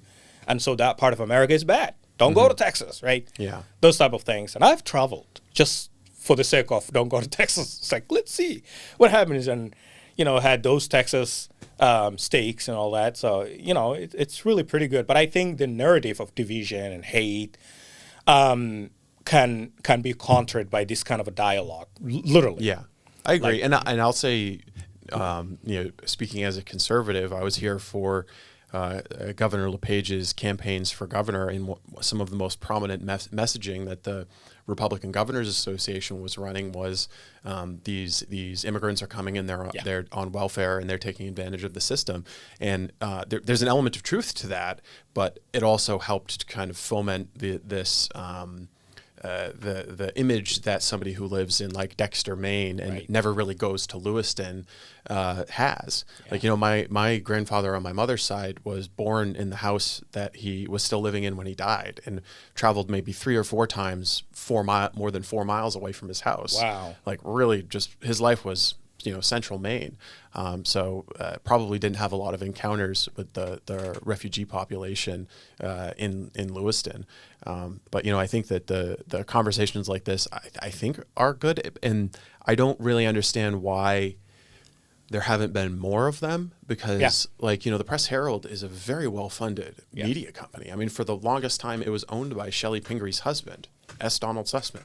As Paloma Partners, billions and billions of dollars. He could have built this huge studio and put like hundreds of Somalis on the payroll and done, like made a whole TV channel about it, or done a podcast or something like that. But for some reason, it didn't happen, and I don't understand why. And there are.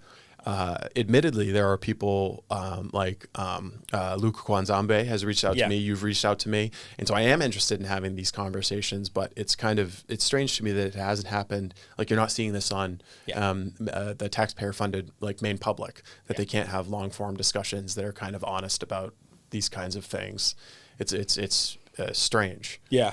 It's strange how they seem to be focused on strictly on the community leaders. One thing I wanted to ask about as well is what's the relationship like between the Somali diaspora, who's started arriving here back under Governor Baldacci, and is more established, more of a Islamic tradition, and then the Angolan and the Congolese.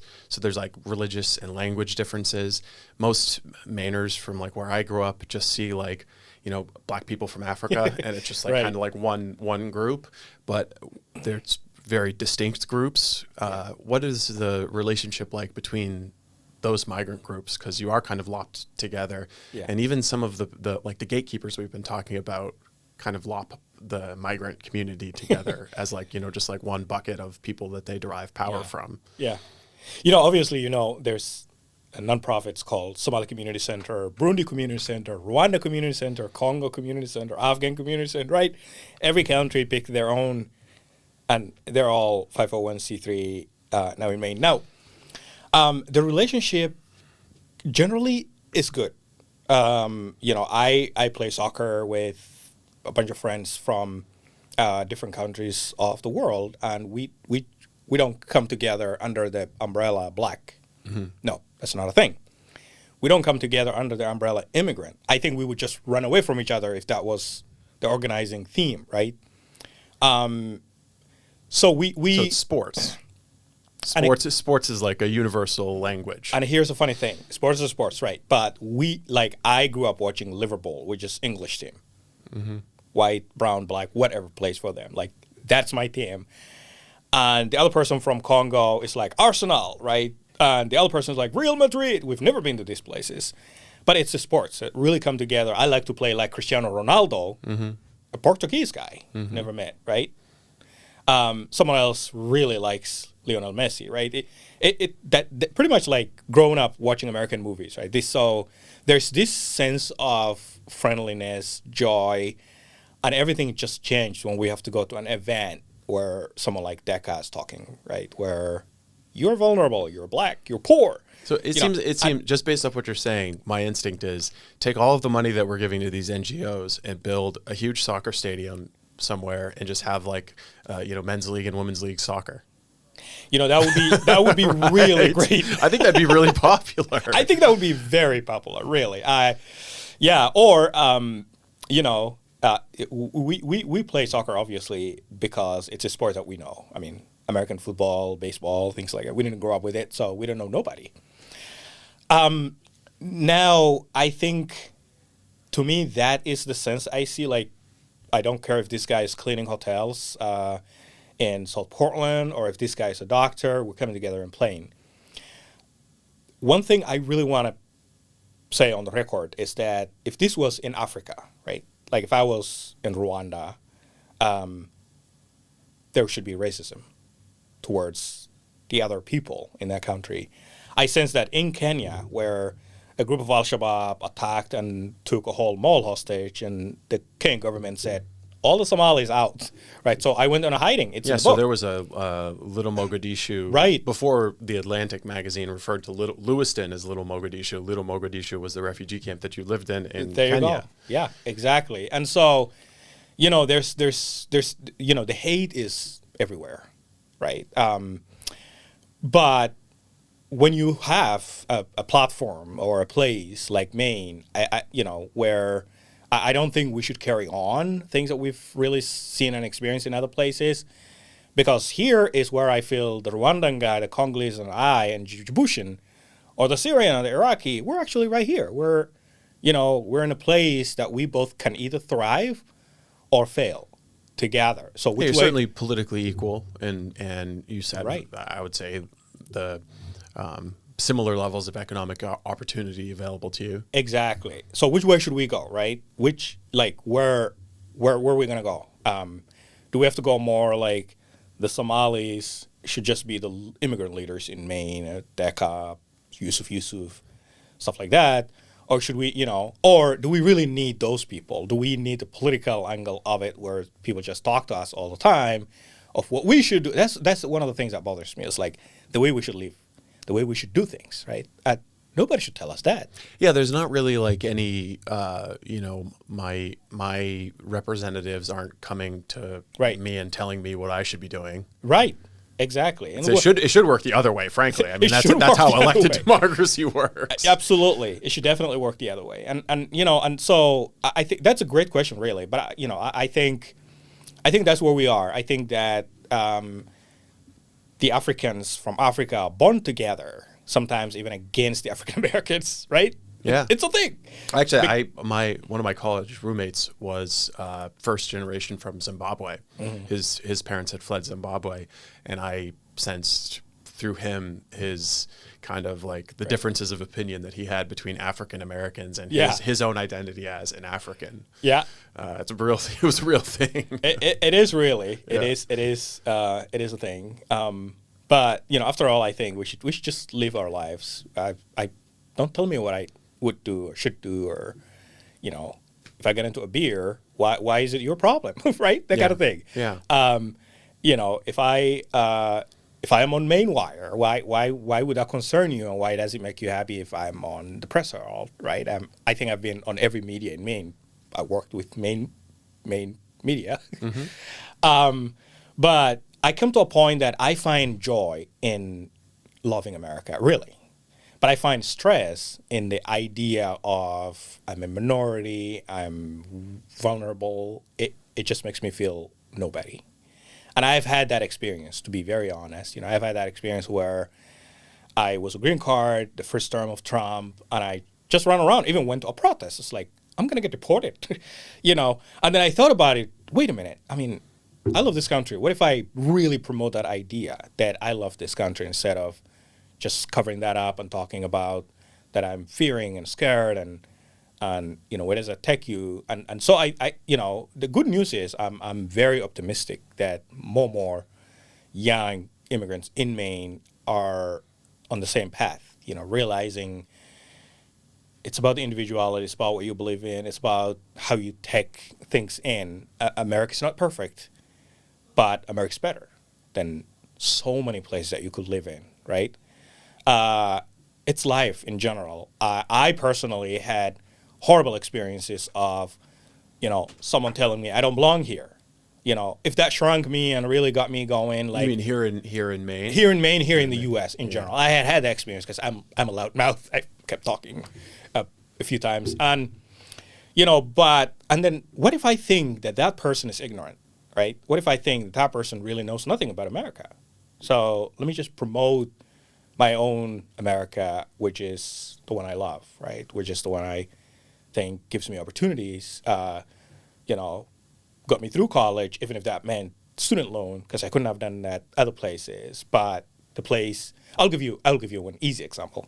I wrote this memoir called Me American. What if I did this in Somalia? I'll be in prison. Yeah, I feel like Al-Shabaab might have burnt the books. Right. They not only burn the book, they would burn me, right? Yeah. We know that for sure.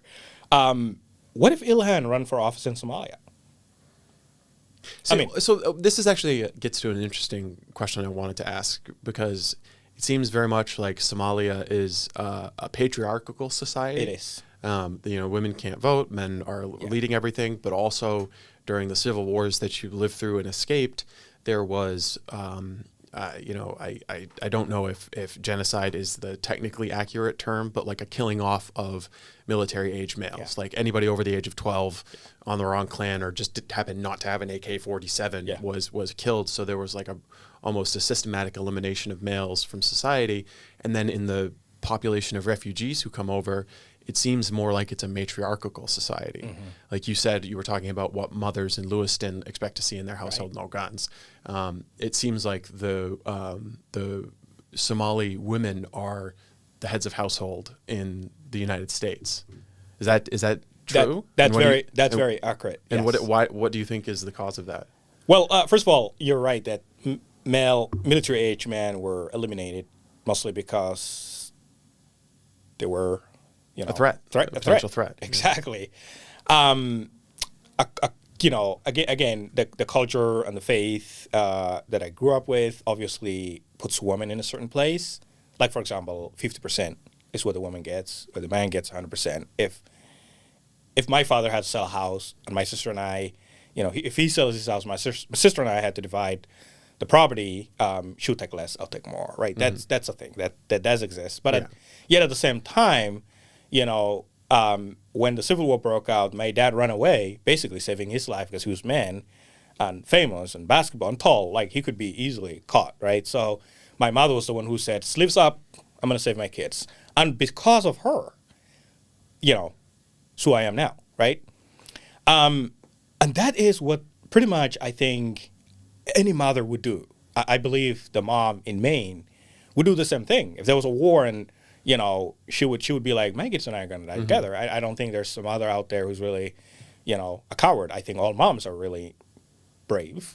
Yeah, that's the way I think. They're grizzly bears when it comes to their kids, for sure. Yeah, exactly. Yeah. Now, and then I think it's still the Somali government now. There's never been a female president, never. No female prime minister, no, the cabinet members probably has 2 or 3 female out of, we're dealing with the size of China. We probably have 300 members of parliament, believe it or not. It's a small country. Compared to China, and China has 500, we have 300 members of parliament. So it's still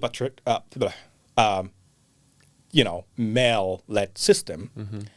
And, but then I think women still really gets the country going in the right direction, especially Somali women. Mm-hmm. And now the question of here, the narrative that you might hear from, let's mention again, Deka, Dala, it's like, we're women, we're fighting, but that's not the way a Somali mother would fight. Because a Somali mother would basically really put her, her children and her community first, being very protective and not divide and, just create hate. It's that group, it's our group. I don't think that's the way it should be. So my thinking is it's all become politicus, whereas in Somalia, moms were serious about defending and promoting their community. Yeah. So, I don't know. I think obviously it's better 100% to be a Somali woman in the U.S. than in Somalia as we speak, regarding what college can you go to, can you run for office, places like that. And so it should be a privilege. I think it should be an honor, really, to be able to have political power in this country and being elected by white people and black people and brown people. Then that in Somalia, you would obviously not be that person. So I guess if you had an audience with Republican lawmakers in this state, Republican politicians, and you kind of do by virtue of what we're doing here, what would you say to them? Because I do think we still have, like I mentioned, the advertising in the gubernatorial elections that was like, oh, the migrants are just coming here to get on welfare. I'm familiar with your story. I know that wasn't the case with you. No, I've never been on welfare. That was not the case with you. In some cases, there is economic migration going on. There are asylum seekers who enter the country illegally and claim asylum for bogus reasons. Like, just statistically, there are bogus asylum seekers. It is happening, but dwelling on that seems to be counterproductive for the kind of integration that we were talking about earlier, but also just not like a politically positive or happy message. It seems like Republicans have kind of been content to just like seed the issue of the migrant community. There's no monolithic community, but they've just like kind of written that off as like, oh, they're all just going to be controlled by Democrats forever.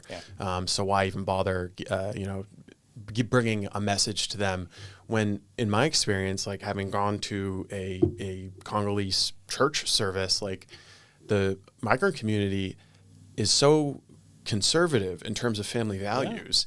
They're so much more aligned with people in Penobscot County and Washington County and Franklin County on the values level than they are with people in Cumberland County or Lincoln County. Like the people from Portland, I mean, the people who have come here from New York and Massachusetts and now vote in Maine's elections have a value set that is so much more different than what the migrants and the conservative Mainers have, yet there's this disconnect between them. It seems it's an odd conundrum about Maine. It's weird, and it's like the people in northern Maine are like scared and fearful of the migrants, and the migrants are scared and fearful of the people in northern Maine because they've been told that they're racists with guns, which I mean could be true, but they all have the same values when it comes to like what they want taught in schools. Like especially when it comes to the Angolan and Congolese Christians, like they don't want the woke stuff in schools. Like there's a tremendous amount of agreement between them. Like really like politically they're, there's no overlap between them. So I wonder, I guess, what would you say to the Republicans about what they need to do in order to communicate effectively with, a population of voters in this state that they have kind of just said, why bother messaging to them? They're captured. They've been politically captured by the party of Barack Obama, essentially. I mean, Steve, that's a really good question. And I know you just mentioned two countries, but I would add Somalis in Maine. They really are not excited with the woke stuff. Also, It's like, why? I want my kids to learn math and science and all the subjects and language. That's basically every Somali mother's like argument. I'm not super familiar with what the Quran says about transgenderism. Well, I really don't want to dive into what the Quran says, but I know what we grew up with, that we're not supposed to accept, and again, both culture and faith, not to accept the LGBTQ plus community. And so one thing I know is that the Somali community in Maine, if you show me one person who's advocating for it, I'll be surprised, to be honest with you. That's where we are. Like the community is like, we really don't want to get involved with that. Let's just have the other stuff, the real stuff, math and science and stuff like that, be the priority for our kids. English. English, and stuff like that. And it would seem like there's a difference too between tolerance versus advocacy. Right. Like and I think we've kind of gone, and even I think the city manager of Hollowell was caught on tape accidentally saying this, that we've gone from advocacy to militancy almost, where it's like taxpayer funded. It's the official state religion of the schools now is, the Pride Progress flag hanging everywhere, and it's kind of like taught and reinforced. So I think that there's a difference between this kind of neutral tolerance versus the, teaching kindergartners about the gender unicorn, for example. That seems like an area of agreement between conservatives in the northern part of the state and the conservative migrant families, that we want to do reading, writing, and arithmetic rather than the gender umbrella or the gender unicorn or whatever they've created these days. But so I mean, I guess the original question was what is the advice you would give to conservatives in this state on how to make that outreach, given that there's such a natural alignment of philosophy and values and just like approach to life? Hey, Republicans, see the similarities. Period. I mean, there is, again, there's a lot of things. I think the African communities here, the Muslim communities, they really want to see faith, family, values, and stuff like that put up front.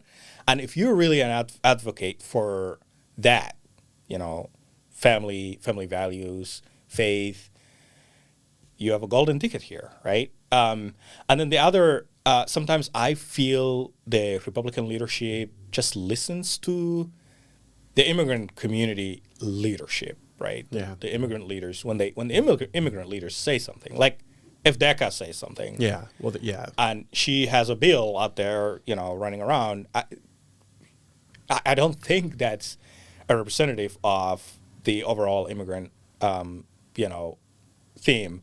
There's a silent majority. I hope that the Republicans really know that.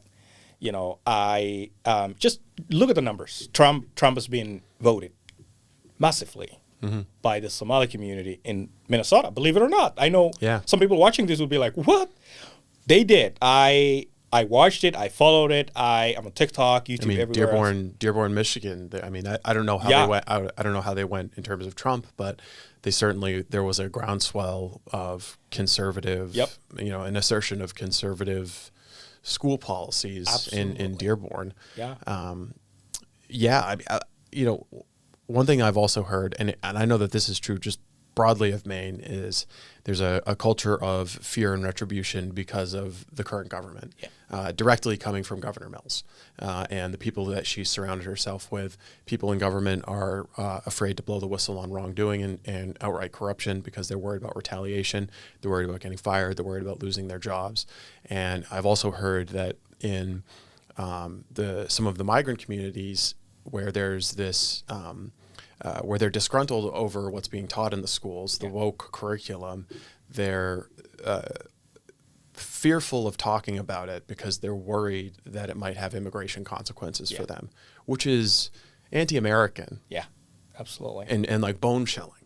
Just the fact that, you know, whether it's true or not that, you know, the attorney general or the governor, I don't think that they could actually have any effect on the immigration or asylum claims, but the fact that that's an impression or a belief that migrants have that they can't speak out and criticize the education of their children because they might be, you know, punished or have their immigration, their asylum claim jeopardized, that is anti-American and scary. Yeah. And something that I've never heard any political leader in this state or NGO leader talk about or confront. Yeah.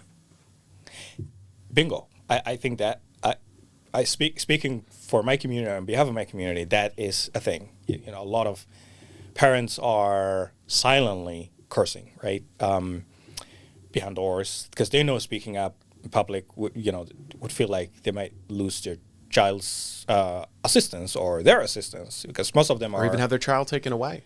Yeah, I mean, there's been cases of, you know, American moms, I mean, white American moms who have intervened to stop the transitioning of their kids, have been threatened with child services.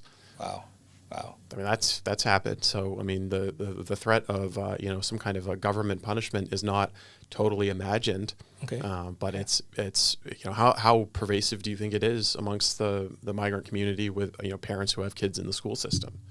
Well, first of all, let's look at it in the southern Maine school system. Obviously, you know, it's of Somali flag next to the pride flag, obviously, right? Rwanda flag and lanes of things like that.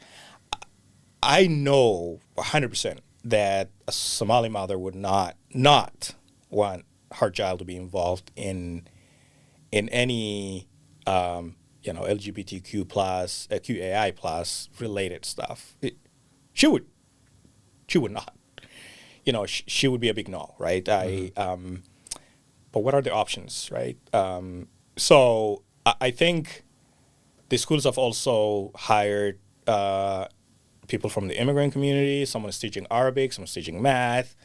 And I believe personally that those teachers are also part of the silent majority, but they can't, you know, they don't, they love their job and they want to hold on to that, but you will never see them on the pride rallies or you know, they just hide Yeah. they just don't show themselves. Well, exactly. I mean, there's the difference between like tolerance within a pluralistic society Right. versus being forced to observe what is effectively a religious tradition. Yes. Like the LGBTQIA plus is, they're making claims about human nature and what it means to be human that are religious in nature, and the way that they're being enforced in schools now is a state religion.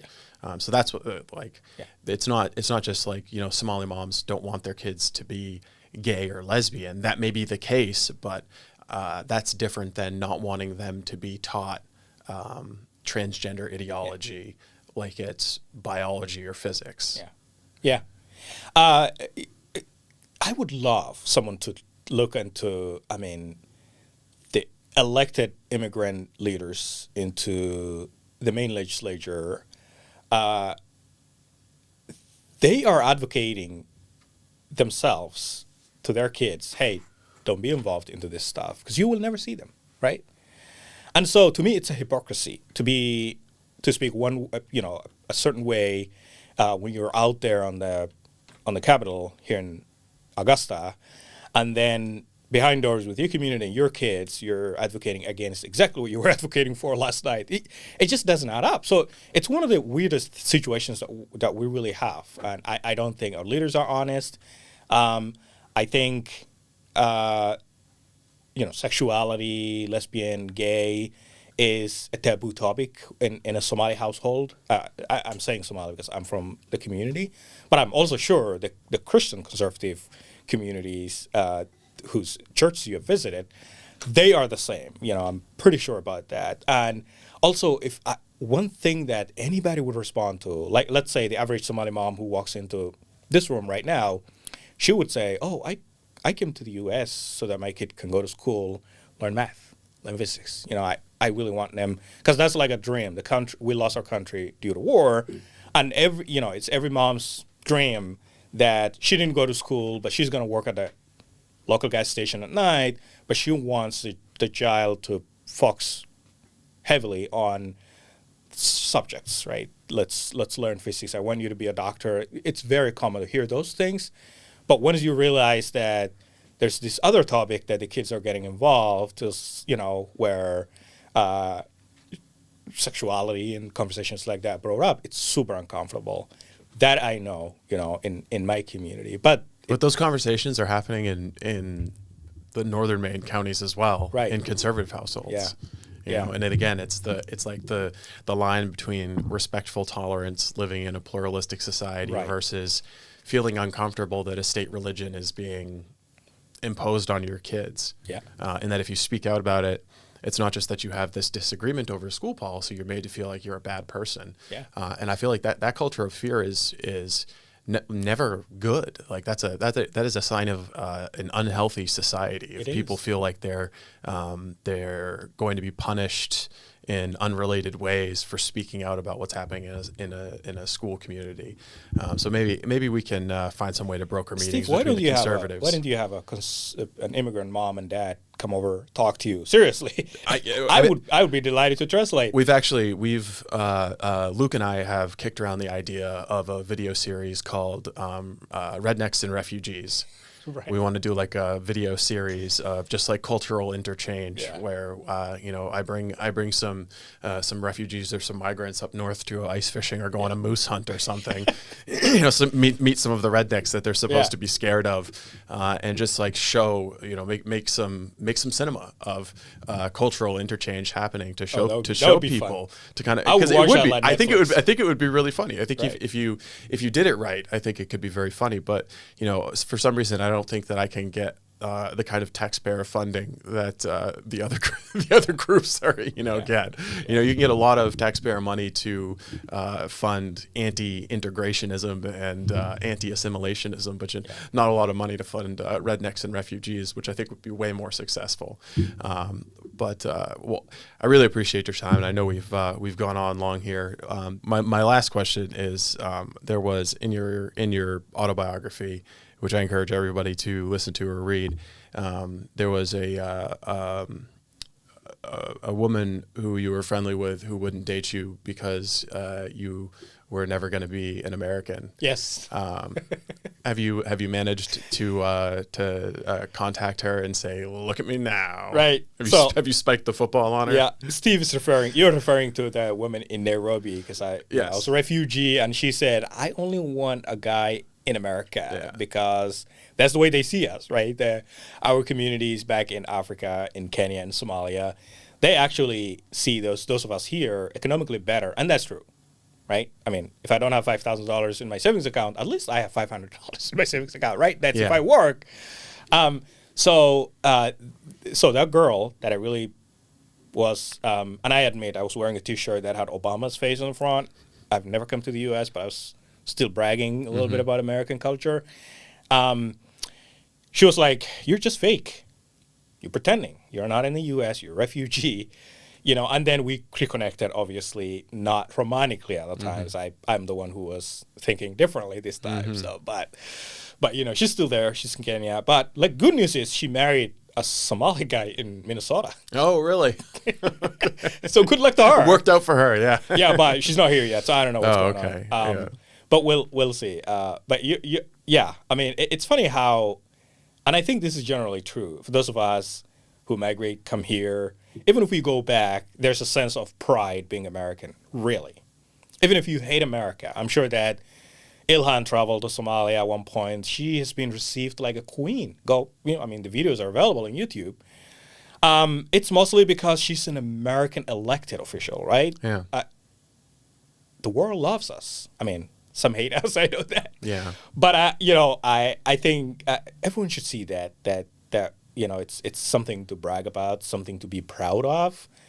And so with that, I can't be a hypocrite and really say I hate this country. I mean, there are people who say that. And I think you had a video of Eklas, who's still up there on the New Mainers. Well, she's the only employee of the Office of New Americans. Well, who said don't assimilate? There was right? She said not to assimilate. I believe she's Sudanese, but she said that there was no reason to assimilate.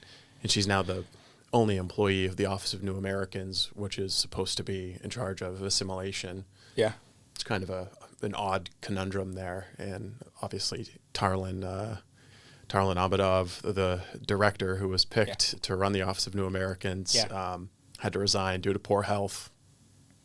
A lot of things went wrong with the office, mostly because, there's a Somali saying that says anything created with a bad faith or something like that just shatters or falls apart. Just roughly. Right. So I think the John Mills office, Hannah Pingree, when they put together that office, they just consulted Decca, and Decca consulted with her friends, and boom, that's it. Yeah, it was New Mainers. It was cronyism. And I found myself in there. I was like, wait a minute, what? Yeah. I'm a New Mainer, but hey, I love assimilation. What are you talking about, right? Yeah. And my advice would be, hey, if the Republicans take over, if there's a Republican governor that we get here in Maine, create another office similar, but hey, do the right thing, right? Have the immigrants who really embrace and love America and Maine and want to work hard. It could be a thing. I think this new office, unfortunately, is Eklas doesn't represent, or the worst is she said absolutely don't resonate with majority of us, and there's no clear understanding. It's like, what are you working on? I mean, there are priorities. Did you consult the community in general? Like, what do people think? Did you even ask the moms, the dads, what kind of education they want their kids for in schools? Did you talk about those kind of things? No, then I don't know what you're representing, right? Those are the types. So, hey, Republicans, if you take over, you can create an office like that. Maybe don't call it New Mainers, because a lot of us really somehow want to be Mainers, but not New Mainers, right? I don't know. I don't know what it also it kind of rubs some old Mainers the wrong way as well. They kind of wonder why there's no office of old Mainers. Have you ever considered running for Congress in Maine's first congressional district? No, not really. No? I haven't even. It's a bad place. I mean, I bet you could beat Shelley Pingree. I know she has a high approval rating, but that's just because there's been no alternative presented on the Democratic side. I bet you could beat her. Steve, I haven't considered. I know I'm planting the I idea just in your want to be head. an American. I just want to be an American. An American Mainer. Leave me alone. congressman. You can be an American congressman. Oh. You would be if you took Shelley out of office, you would be hailed as an American hero across New England. Now let me ask you this question: Do most American politicians lie? They love lying, right? Yeah, oh yeah, for sure. I mean, I'll have a don't hard even time know- then, 'cause I don't even know. I just Well, speak. no, I don't think you have to lie in order to be an American. I don't think you have to. I think that there's a tendency to tell various audiences what they want to hear rather than what you Right. actually believe, which is why being in the media is so great. Is because Yeah. you don't have to worry about what the the audience wants to hear. You just say what you actually believe. But I would say that lying, believe it or not, I don't think is actually Shelley's problem. I think it's telling the truth, like truthfully advocating for what she believes in and the kind of like billionaire class that she represents. Like that's her problem is what she actually believes in is weird. She like her biggest problem is climate change and fast fashion and just all these weird things that are so like people are just trying to find a way to heat their home in the winter, and she's worried about, I don't know, global warming. Yeah. 50 years from now, it's kind of strange. Yeah. But you should run for Congress against her. I'm officially starting the. Well, now that you said that, I'll think about it on the drive back. I'm starting the committee to draft you. All right, let's see where that takes us. All right, excellent.